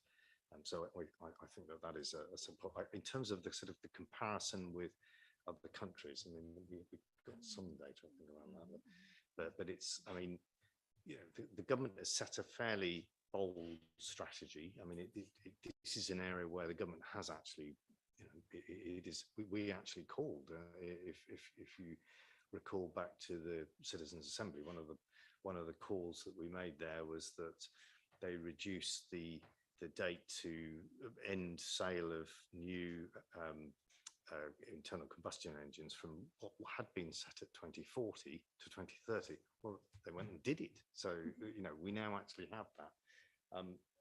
In terms of, if I can just go back to the first question that you raised, I've forgotten about funding. We are going to be, I mean, until the council decides that it wants to use its own general fund resources to pay for this sort of infrastructure, we're going to be reliant on the funds that we can get from government, but also the commercial investment that we can attract. So if you look at the super hub is an example of that. So Tesla has put some money into it. The council has put 2 million of government subsidy that we have ourselves sort of obtained and put into it as well. We think it's going to be a value. It itself will generate a return to the council because essentially it's an asset that we're getting now a lease income on, and hopefully going forwards we can actually develop a commercial business, as again Councillor Upton outlined the different income streams there. So we should be able to fund some of it, but we're going to be heavily reliant on commercial investment and government subsidy. Thank you. Can I call on Councillor Diggins, please?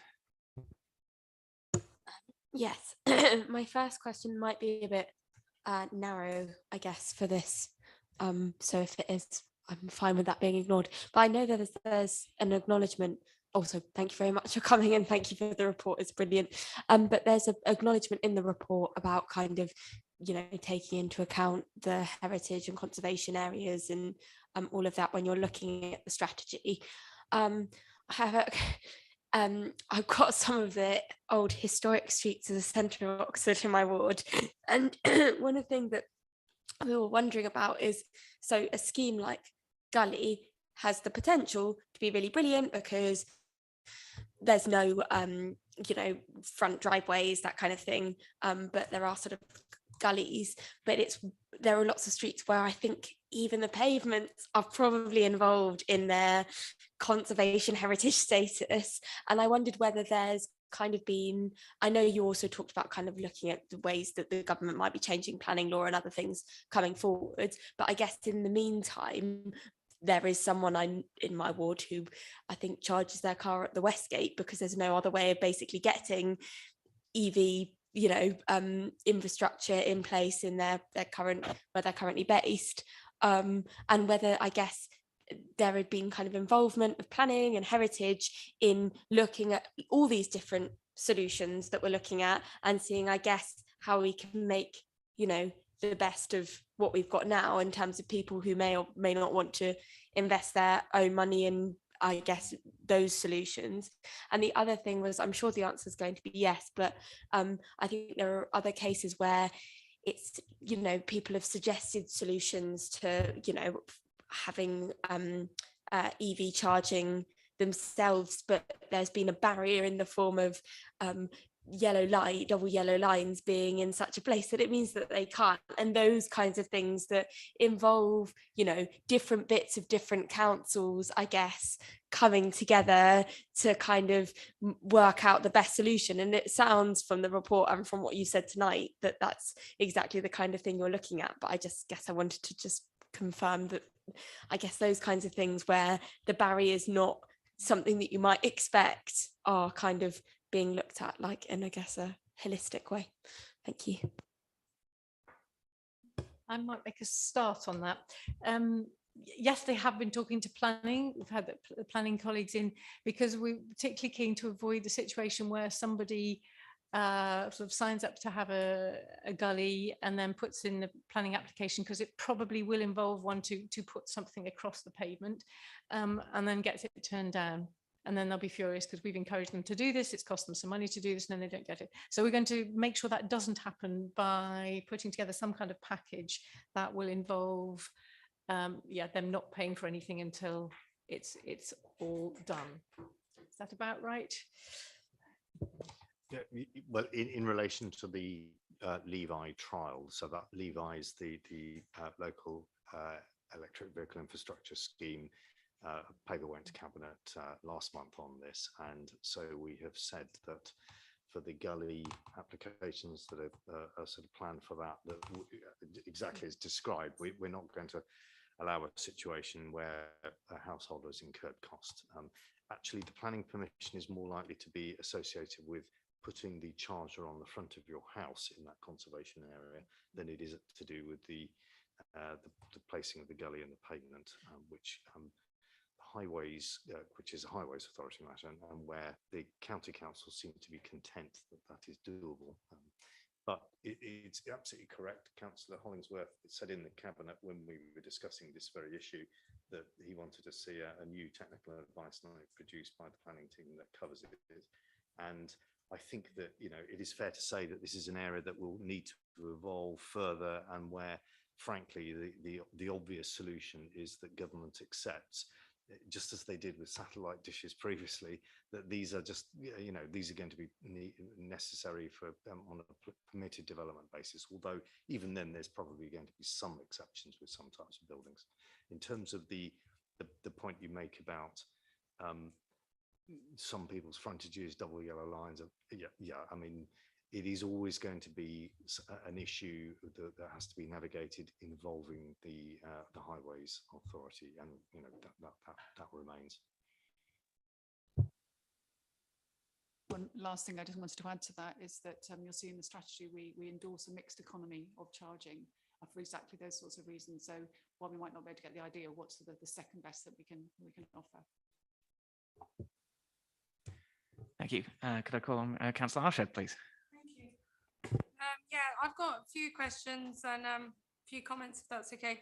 My first one's around cost. Obviously, I understand that once you've bought a car, the electric grid is cheaper to maintain the hybrids, if you like. And I know that there's only a certain amount of mileage you can do before you have to stop to recharge.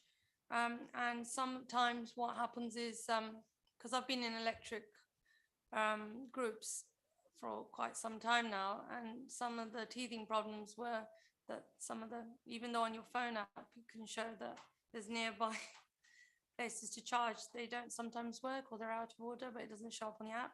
The other thing was, so the cost relation. The other one was, have you ever considered or speak to, like, with solar companies that could help on homes to help people reduce their cost?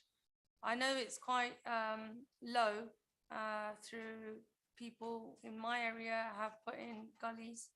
But yeah, that's the other point. So you do tie up with other organizations or people who supply that. And is there any cheaper rates for low-income families to, as an incentive to go on and have those electric gullies? And I know there's various companies, not just gullies, is it? There's quite a few around that I saw in my canvas sessions with the election in different areas of East Oxford. And yeah, I'm going to keep going. So yeah, I would welcome charging points for bikes in Calimarsh Park and in fact across the city parks. So if that's something you can look into, as well as charging points for vehicles in the car parks, Temple Cowley. And Louise, you will know that there's quite an interest in Turner Close and Barracks Lane area, you know, at the top of William Morris Crescent. If there's any way that you can have a look, if there's nothing in that area to put in a charging point there to balance it across the city you mentioned. And is there any training for e-bikes? Because only 3 hours ago, there was a big fire in Wolfmasthorpe where a couple have been injured, and a report showing that some of the batteries backfire and are dangerous. So there's a significant rise in the number of fires involving the devices. So if you could just double check that before you start rolling out and see if that is a barrier going forward, like in a long-term way. And yeah, I just wanted to find out about the car sharing on electric vehicles. I know you're tying up with county on that, but is there a specific incentive for people to do, but through, you know, like they used to have the pick-me-up shuttles or buses? Is that something you would consider doing for that areas where buses are finding it very slow to get in and through, but on electric, so that might make things easier for the elderly and disabled? I'm just thinking out loud. It's very new, but yeah, that's something if you can help answer some of those questions, specifically around Temple Cowley.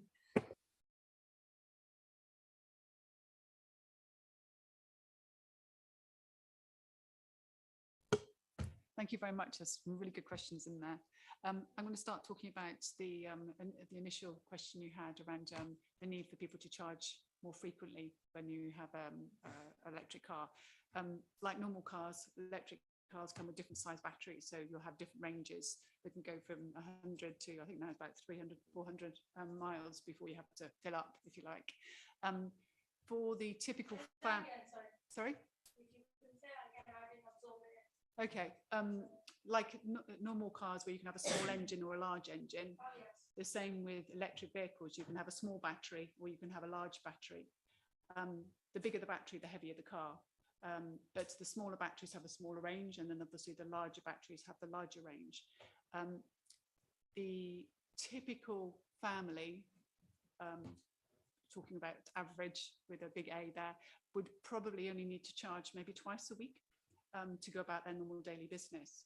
And I know that it's over 90% of the time, I can't remember exactly the figure, that actually most cars sit on the driveway.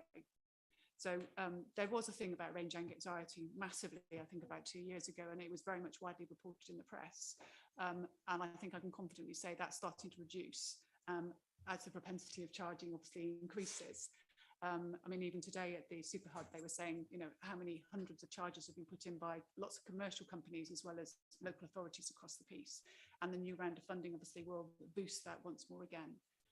I think that's an education piece there for people that feel put off or unable to transition towards EV because they're worried about the range anxiety.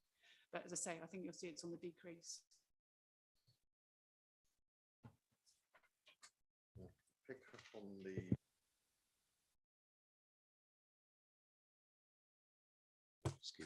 talk about charge points in car parks. I mean, that's going to be absolutely central. So I think that, you know, we're already looking at all of our car parks. So we're looking at all of the city council's assets, car parks, our garage sites across the city to see where we can sort of utilize space, which might might have much more value for EV charging. So that's very much in scope. I'm not sure I can really comment on the parks and bike charging. That's I'll think about it and see if that would be a sensible thing. Yeah, see if there would be a demand for that. Okay, that's a good idea. We'll have a think about whether, as I said, as an e-bike owner, I'd be a bit nervous about leaving it just parked somewhere in the open to be charged, but if we could find a way of doing it securely. Anyway, yeah, okay, we'll think about it. Yeah, thank you. And on, well, I was actually going to, you talked about cheaper rates for low-income families in respect of Gully. I mean, all I can do is sort of just note that and sort of tell them about Gully is, remember at the moment it's not in a sense, it's not quite yet a commercial product. So at the moment, hence we put this bid in for what will be a proper scale trial and implementation. And ODS is very confident that they have got then the makings of a commercial product. So I'll sort of note the point and can ask the question about how that can be done. And on car sharing is not really in, I mean, car clubs are certainly in the scope of what we're looking at in the strategy, but car sharing is, I think you're talking about something slightly different. So that's not something that we've looked at here.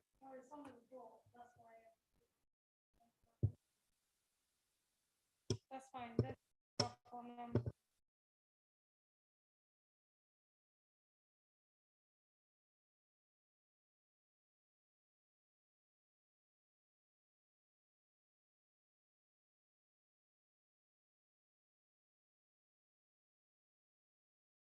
Should we take, if Nadine had a particular question, do you want to, should we come back to you in a moment? Okay.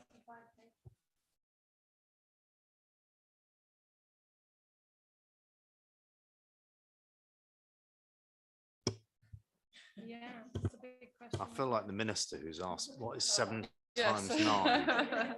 No, because you need to be the expert in electrical cars. I would just ask you what is the price? I don't know. I don't have one. Okay, 20,000, 30,000? I would have thought 30,000, but as I'm not an owner, I couldn't tell. Not in my budget, then. Thank you very much. I can just tell you that the second-hand market for an EV, you can pick up an EV now for about 5,000 or 6,000 for one of the sort of, it probably do about 80-mile range. And I mean, EV overall has dropped in terms of costs. At the moment, it's actually getting hold of them because of obviously the distribution issues and the lack of components for batteries. But the second-hand market is increasing, and the drive by the government to really drive investment by fleet to create the second-hand market, because obviously fleet cars get turned over every sort of 3 to 5 years, should start to show benefits in the next sort of year or two, because you'll start to see much more second-hand EVs on the market. I've got a similar point on the e-bikes as well, like they're about 2 grand, aren't they? Yeah. Can get some for 500. Okay. Okay, I had a couple of things I was going to raise myself, and then I'll come to Altaf. So 2 things. One is, can we get anything in here relating to maintenance or reliability of charge points? So a particular syndrome that I've noted is that when residents complain about defective chargers, these are usually in one case it was in Waitrose car parks that turned out to be something that Waitrose had bought, and in one case was a street side unit owned by, I think it was EV Blue, and in both cases the situation was that the charger is obsolete, or the people who provided the charger have been bought out and then bought out again, and no one's really quite sure how to get the bits for the charger. And it was fairly clear that the companies involved their incentive was to sell you the charger. It wasn't to keep the charger working. You know, it wasn't to actually make the thing provide service. So I wonder if we can work anything in there with regards to fault reporting, and to the extent that that some of these things use the public highway, is there any sort of lever there with regards to keeping it operational? Because obviously that is space that they're using on sufferance from the Highways Authority. And then the second thing I wanted to raise is the report talks quite a lot about hackney carriages, but I didn't think there was a lot to say about what, if anything, can be done in the private hire market. I wonder if you had any comments on relating to private hires.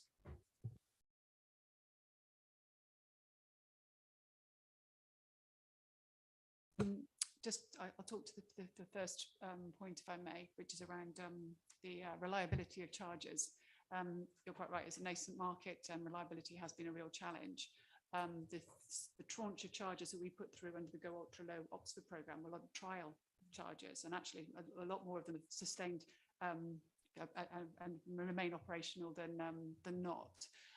But there has been a lot of movement in the market, lots of companies buying out other companies and taking market shares and such.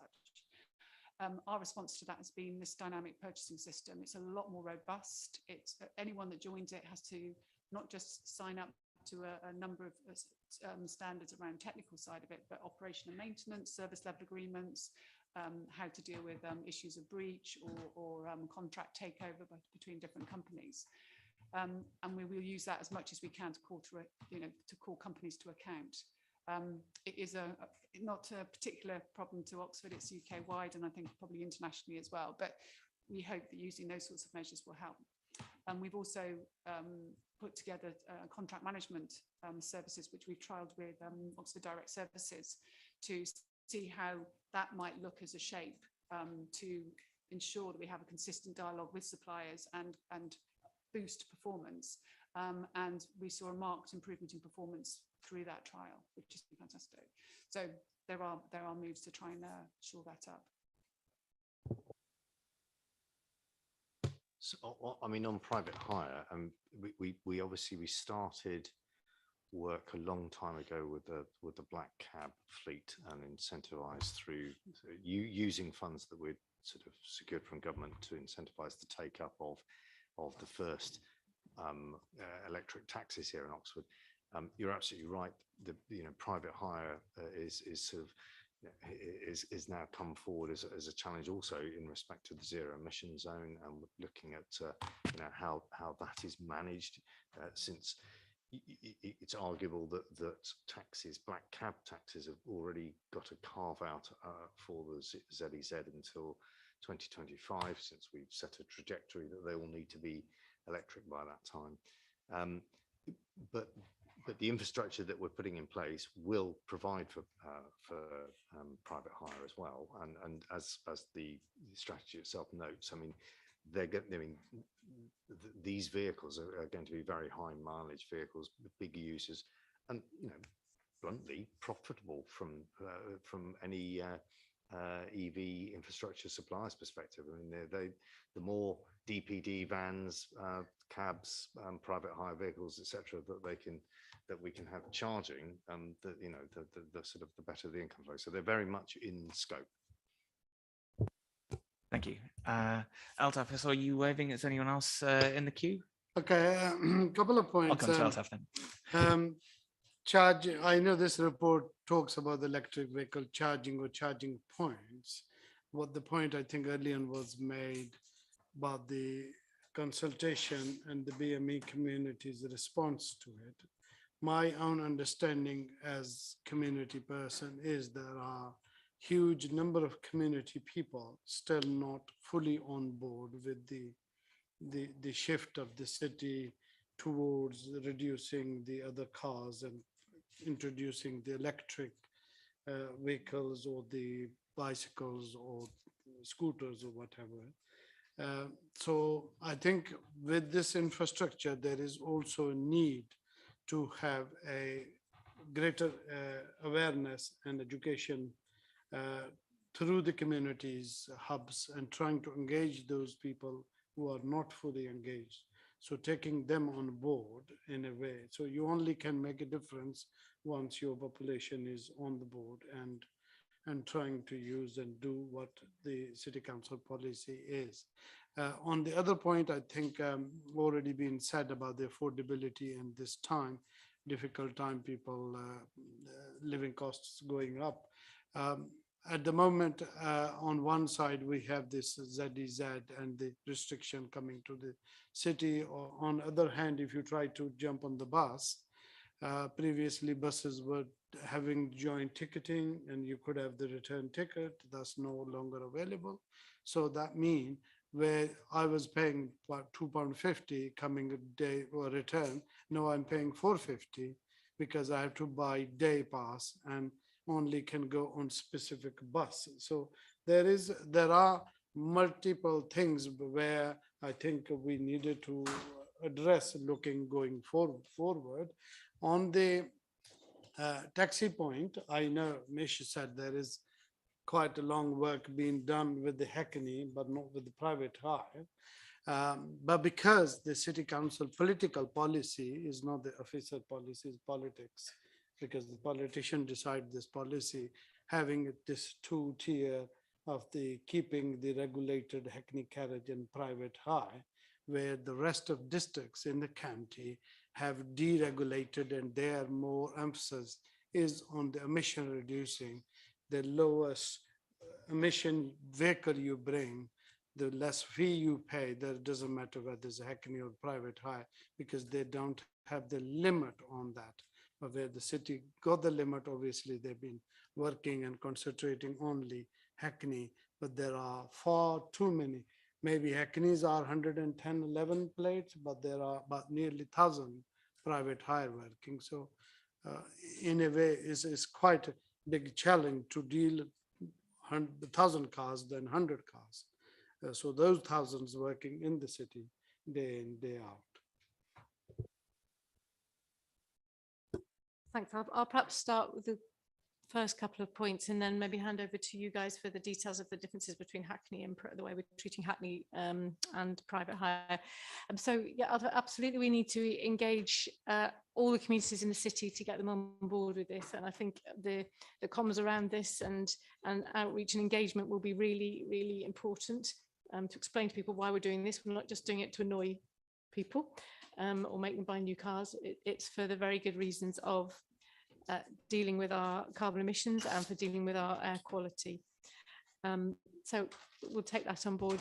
Yeah, engaging with the bus companies, I guess that's something slightly different, but we had a bus summit last week where both the bus companies met with all of the local authorities and the big employers in the city and things to look at exactly these questions, how we can support the bus companies to be able to run their routes more efficiently and profitably by reducing the amount of traffic in the city. And how if we can do that, then they can hopefully increase the number of routes they do and reduce their prices. But I've had a lot of people mention to me this fact that there's no longer return fares on the buses, which is really, really impacting on if you're taking a family into the city. But slightly different point, but yeah, important. Thank you. Yeah, and on your sort of broad point about taxi and private hire and us and the council treating them separately, I'm not really sure I can say very much. I mean, it isn't as I think you're aware. It's not an area of policy that comes into my service area.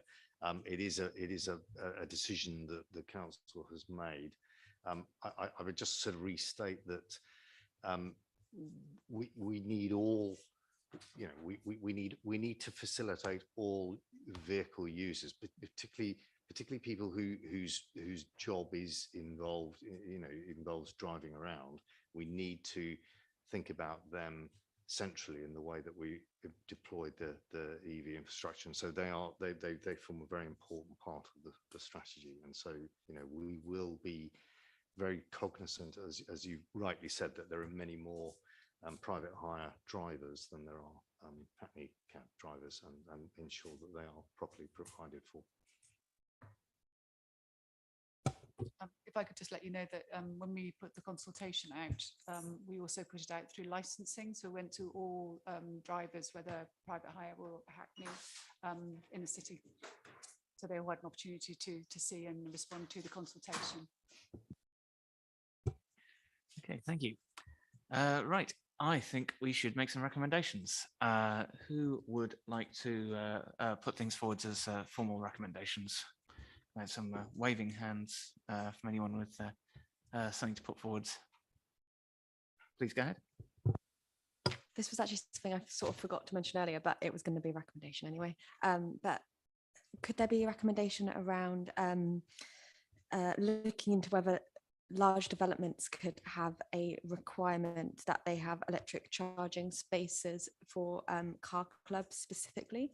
Because the strategy mentioned the sort of need to encourage use of car clubs. Any immediate comeback? Yeah, actually hot off the press. Building regs changed on the 15th of June, and there's a very special document called Document S. And that sets out the ratios of active charging that has to be installed for any new developments, and passive, i.e. the infrastructure under the ground, but not necessarily a charger on the top, and the different ratios for that, which is now changed. And that was on new developments and also on retrofitted developments. So that's going to have quite big implications for construction companies and partners like us, you know, involved with those sorts of developments. So you should see that, if you like, has been baked in now to, you know, developments and retrofitting. Sorry, just very briefly, was that specifically relating to car clubs or just to charging in general? It's charging in general, so the amount of spaces that need to be put over to that. But you'll see from our strategy, you know, car clubs are a fundamental part of that. In fact, we've just got a new development at the moment, Oxford City Housing Company development that's got a car club in that housing development between Towns Road. So, yeah. You wanted to come in on car clubs? Yeah.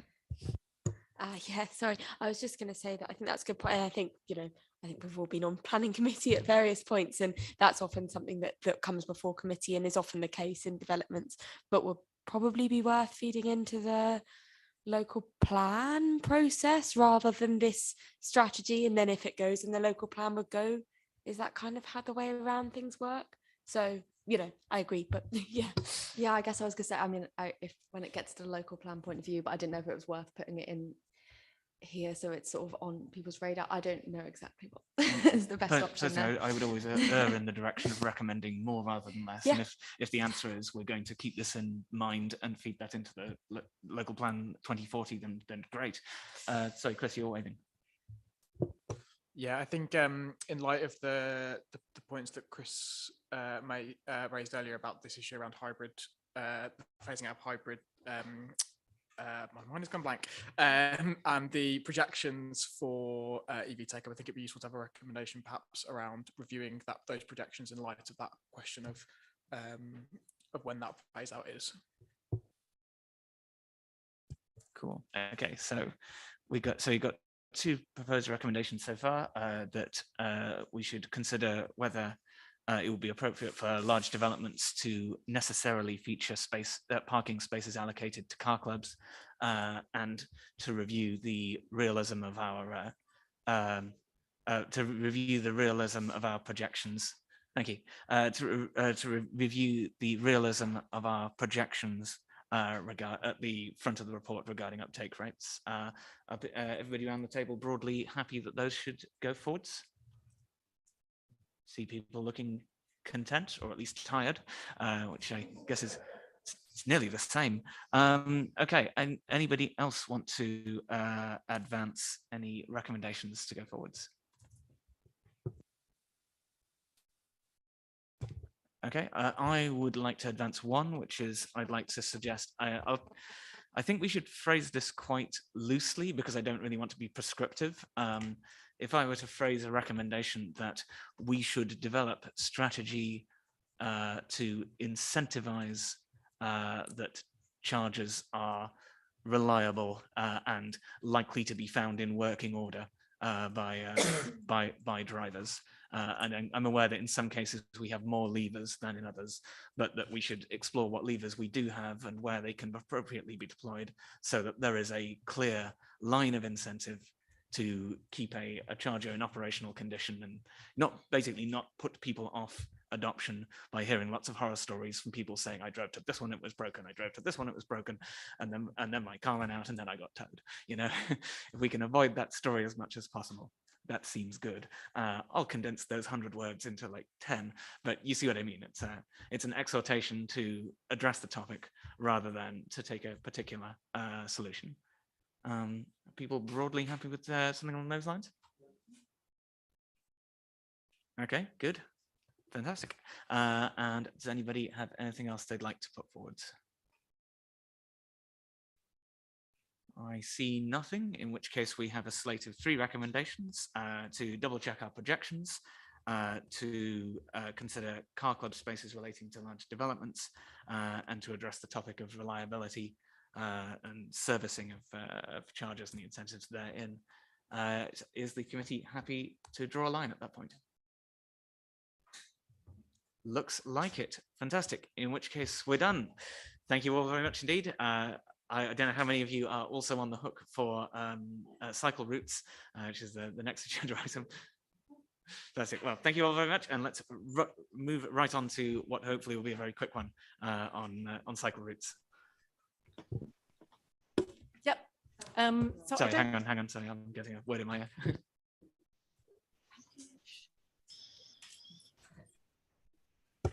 Sorry, that was just that Jenny Barker is joining us via Zoom.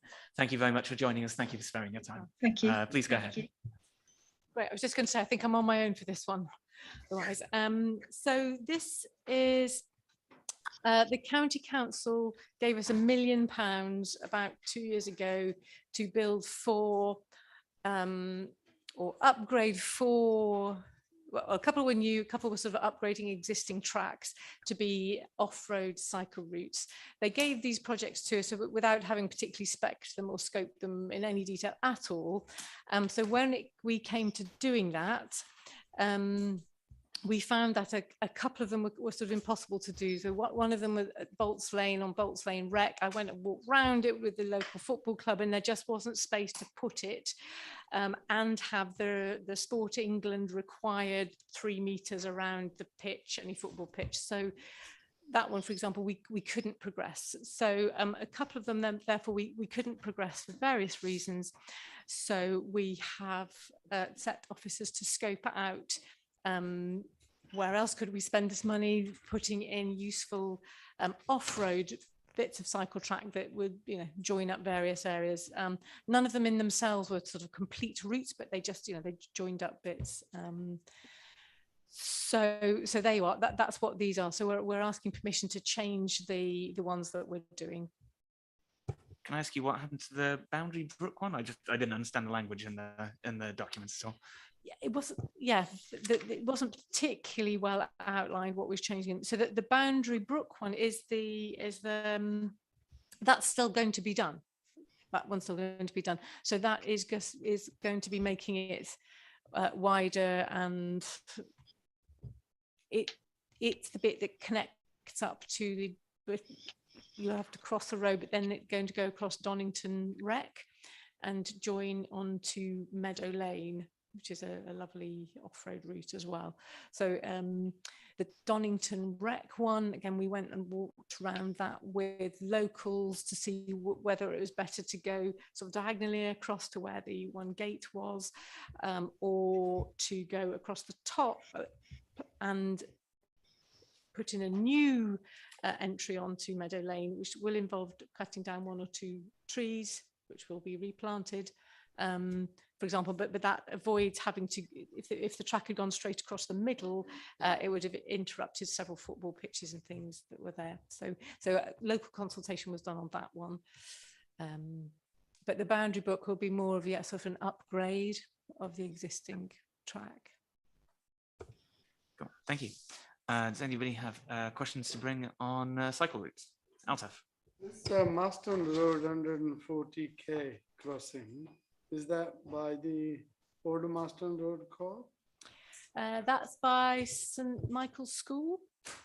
There's crossing already there. It's going to be upgraded, so it's whether it's not a toucan or a pelican or some bird, but so that it's for really for cycling as well as for cyclists as well as pedestrians, and it's actually going to be, I'm not sure exactly what they're doing, but it's going to be incorporated into one of the quick ways that the county's building out at the moment. So it's been sort of subsumed into another project that they're doing, which is why they want the money back for that bit. Councillor Beck. Slightly silly, and this is an opportunity to ask a very ward-based question, but about the Donington Breck and Boundary Brook one. Is that going to be lit along the path? And because I've spoken to officers about this slightly, how is the decision made when you're deciding which areas are lit and which aren't? Because I know it's weighing up those sort of decisions between safety but also disturbing wildlife. And yeah, I was trying to understand sort of how exactly those decisions are made. I don't think it's going to be lit. I don't think there's no money in there for running electricity supply across them. So hopefully it won't come up as an issue at all. But yeah, then I guess then it would be in consultation with ward councillors and locals about whether they want it lit or not. But I think there's no money for lighting this one anyway.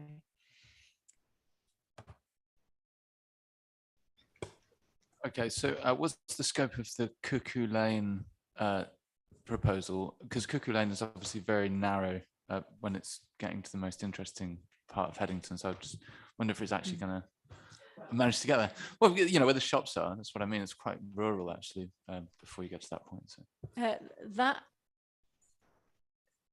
So the Cuckoo Lane is one of the ones that's going. It won't be done because it just ended up clashing with it. There are a lot of things that Brooks are doing at this point to that bit of where Cuckoo Lane goes into Headington Hill Park.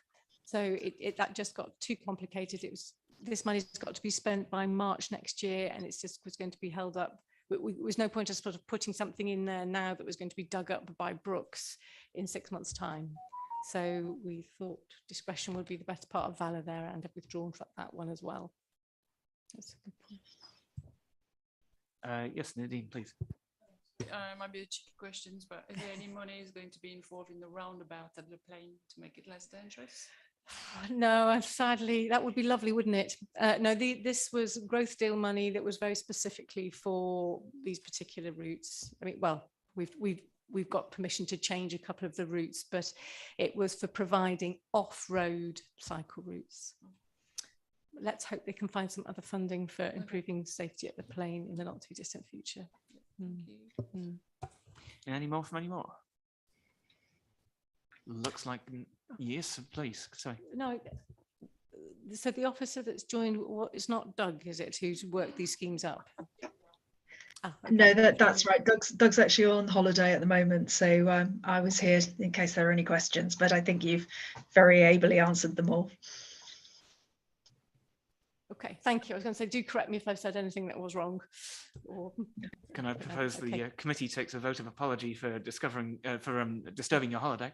Thank you very much for joining us. Okay, does anybody else have anything else they want to raise or any recommendations to advance? Oh, I've already forgotten the second one I was going to say. It really is getting late. I was just going to maybe have some kind of recommendation, I guess, about, because I think a lot of the questions have been ones of clarity, and I'm not suggesting we do any comms saying we have dropped some cycle routes, but maybe just making sure that what we're doing and why in any kind of thing that gets published on the council website is really clearly stated, because I think there are, you know, understandable and good reasons why those things have been changed, and we've applied for those changes or we're passing that money to the county council, but I'm not sure that that's completely clear at the moment. And then the second thing was, I guess, a broader point about, I guess, the way that this funding works, and that we have to apply to slightly change something when circumstances change, and maybe some kind of very broad recommendation about, I guess, continuing to lobby government to make sure that what they trust councils a bit more to, you know, do sensible things with money. If it comes from government or if it comes from somewhere else, basically basically kind of not constraining so much, I guess, what they do with funding. This, I guess, is a little bit complicated because the money went to the county and then the county gave it to us to actually do them. And that's why we've had to go back to them for a permission. I guess if the county were doing them themselves, they would have a bit more flexibility. And it's very much, we're not just, it's not that we've dropped two, we are doing two other ones instead. So, okay. But make that clear. Okay. Do you want to put any of those as formal matters, or are you happy with the response you had? The one about the clarity is a formal one, but I have to work that out later. Yeah, I think it's not. Yeah. To ensure that we publish full details of what we're doing as soon as we can reasonably do so. Does that seem okay? Sounds great. Okay. That seems quite unobjectionable. Anybody want to object?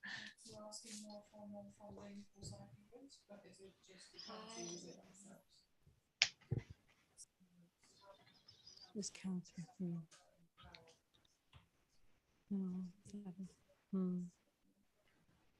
Yeah. Okay, right. In which case, sorry, yes, Ed, please. So obviously Nadine brought up about the roundabout. We recently heard from the County Council that they're committed to Vision Zero. I just wonder if it's worth actually mentioning Vision Zero in this report in relation to cycling infrastructure. Yes, because this is exactly what it's about. It's about getting, because the safest cycle routes are ones that are not just segregated on the road, but actually off-road, completely away from traffic. I went round to see one of my residents today who had a horrific accident where she was hit from behind by a van on her bike who just wasn't looking, and it was on a perfectly normal bit of road. There was no reason that accident should happen, but she said the only reason it happened is because she had to be on the road with traffic. So the more routes we can have of people completely away from cars, the better. So yes, these do all contribute to a sort of Vision Zero. So can we add bits into these cabinet reports between now and it going to cabinet? No. Okay, thank you, Alice. No.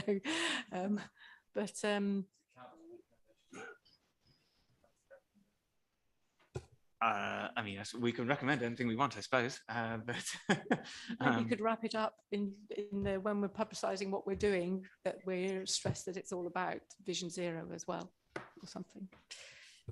It sounds a bit difficult to phrase. Would you be happy with taking this as addressing the matter properly? And is that okay?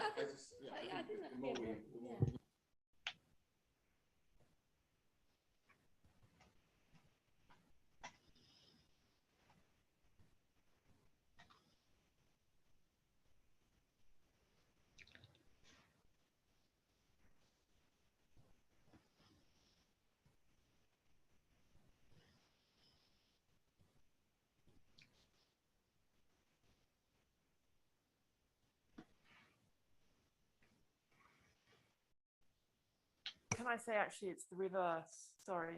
Vision Zero is about sharing road space. So actually it would seem slightly cynical and slightly disingenuous to put in Vision Zero when you're talking about cycle paths going across, parks and so on. So I don't think it fits here really. Lizzie, sorry, it just doesn't fit. It doesn't.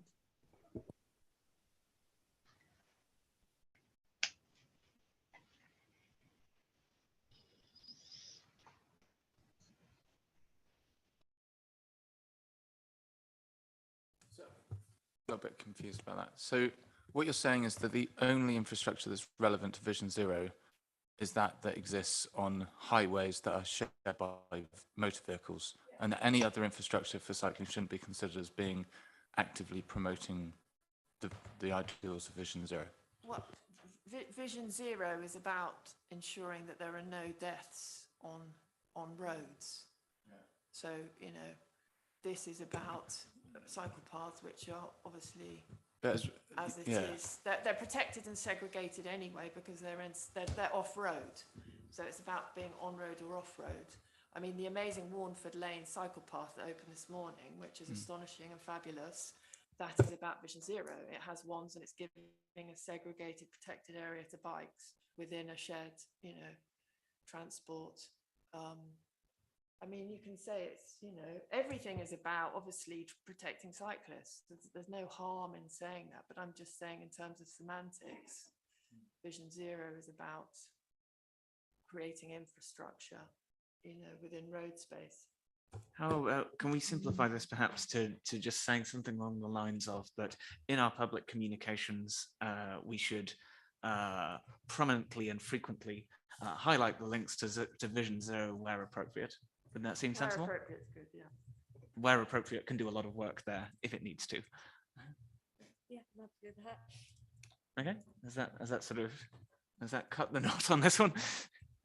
Fantastic. Okay, in that case, if nobody wants to raise any further objection, we've two recommendations, well, sort of one and a half, of enthusiastic public communications and prompt public communications about what exactly we're going to be doing to make sure everybody's on the same page and to draw those links with Vision Zero where appropriate. And the argument as to what is appropriate can be had as and when. Okay, fantastic. In that case, I suggest let's move on. This is the bit where we all think, hurrah, we get to go home, and it's not quite true because all the admin is at the end. So item 9, standing panel and review group arrangements. Alice, if you're still awake, please go ahead.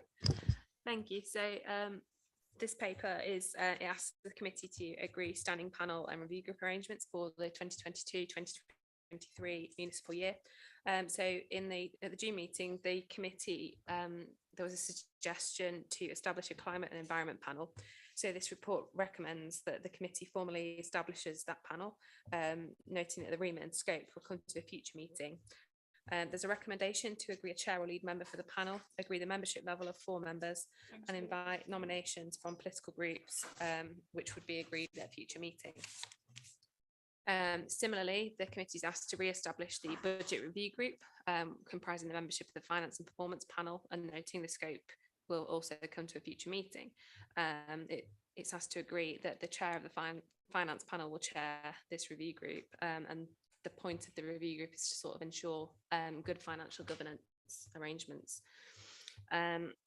In addition, the report asks the committee to suggest topics for an additional review group, noting that there may be limited officer capacity, so being mindful of not creating lots of excess additional work. That review group would likely commence in the new year, so suggestions don't have to be put forward today. They can come to a future meeting and be reviewed as the year progresses, but the committee's asked to start thinking about things. And yeah, that's it really. Okay, and I know, I believe in the printed agenda, we've got a recommendation to nominate a chair today. I know that we've had a request to defer nominating the chair of the panel so that the Labour group can discuss between themselves in the meantime, as they haven't had the opportunity to do so yet. So I would suggest that we amend the, sorry, that wasn't supposed to be a look of accusation.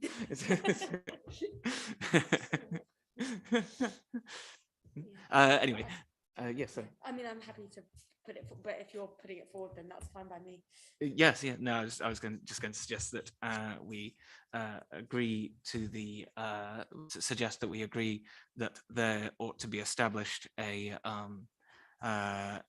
climate and environment review group, but that the membership of it. Standing panel, sorry, I'm also half asleep.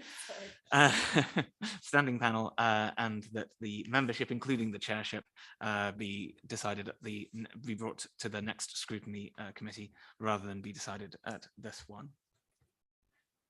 With all that being said, well, first of all, does anybody want to say anything on the topic of the other review group slot at this point? As I say, we don't have to decide any of that today.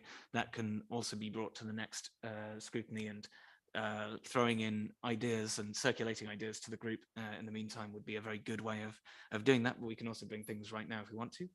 Yep, go ahead.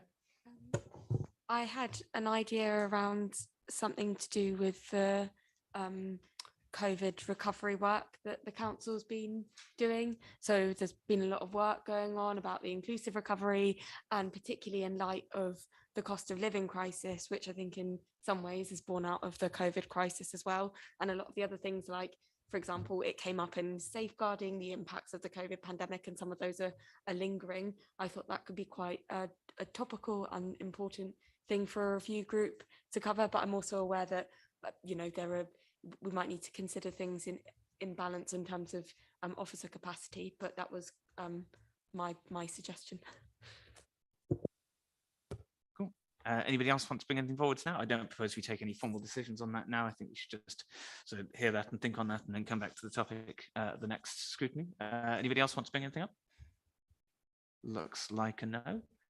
Okay, fantastic. In that case, I propose that we should accept the recommendations that are set forth in the agenda, except the difference of not nominating the chair today, but bringing that back the next scrutiny. Everybody happy with that? Looks like it. Fantastic. Thank you. That brings us to reports for approval. We have a report, some draft recommendations from July, from the previous scrutiny relating to waterways. Those are all, of course, printed in the agenda pack. Does anybody have anything they want to say about the proposed recommendations, the draft recommendations? I'm not seeing anything, in which case I propose we should accept those drafts to go forwards. Good. Okay, right. And we have a report back this is for the economic strategy and the city centre action plan also. I've forgotten where exactly we are on these. Do you have anything you want to do you want to sum up? Yep, so at its meeting on the 15th of June, the Cabinet considered the committee's recommendations related to Oxford's economic strategy and the city centre action plan. The responses are included in the agenda for the committee to note. Thank you. Any comments on that? Don't see anything. Fantastic. I do have a note here that if the committee agrees, I will ask that we should include the summary agreed, not agreed, agreed in part column that was sort of dropped from the previous set of responses. And that's basically just because on a couple of the points on the economic strategy, we had sort of agreeable words, but it wasn't really clear whether they accepted the recommendation in full or whether it was just sort of friendly words to the general idea and maybe not accepting parts of it. So I think getting that clarified, distilled into a yes or an in part in that circumstance, I think would be valuable. Any objections? No, No? that wasn't an objection. Okay. Sorry. Good. Okay, fantastic. In that case, for this next set, let's ask for that the one-word answer, or the one or two-word answer, and then the elaboration, as has been the practice in the past. I have one more thing here. I just read aloud from my notes. Chris to ask committee if they want to receive a follow-up report on recommendations made. Right, yes, okay. This is the proposition that we should ask to get periodic updates as to progress on recommendations that have been made in the past. So it's essentially a biannual, maybe annual, as whatever's practical, summary of here's things that the scrutiny committee has recommended, and here's what's happened as a response to those recommendations. Just when the committee feels it's appropriate and wants to. Yeah, okay. So I don't see any looks of objection to that, so I suggest we should do that. Good. And nearly that.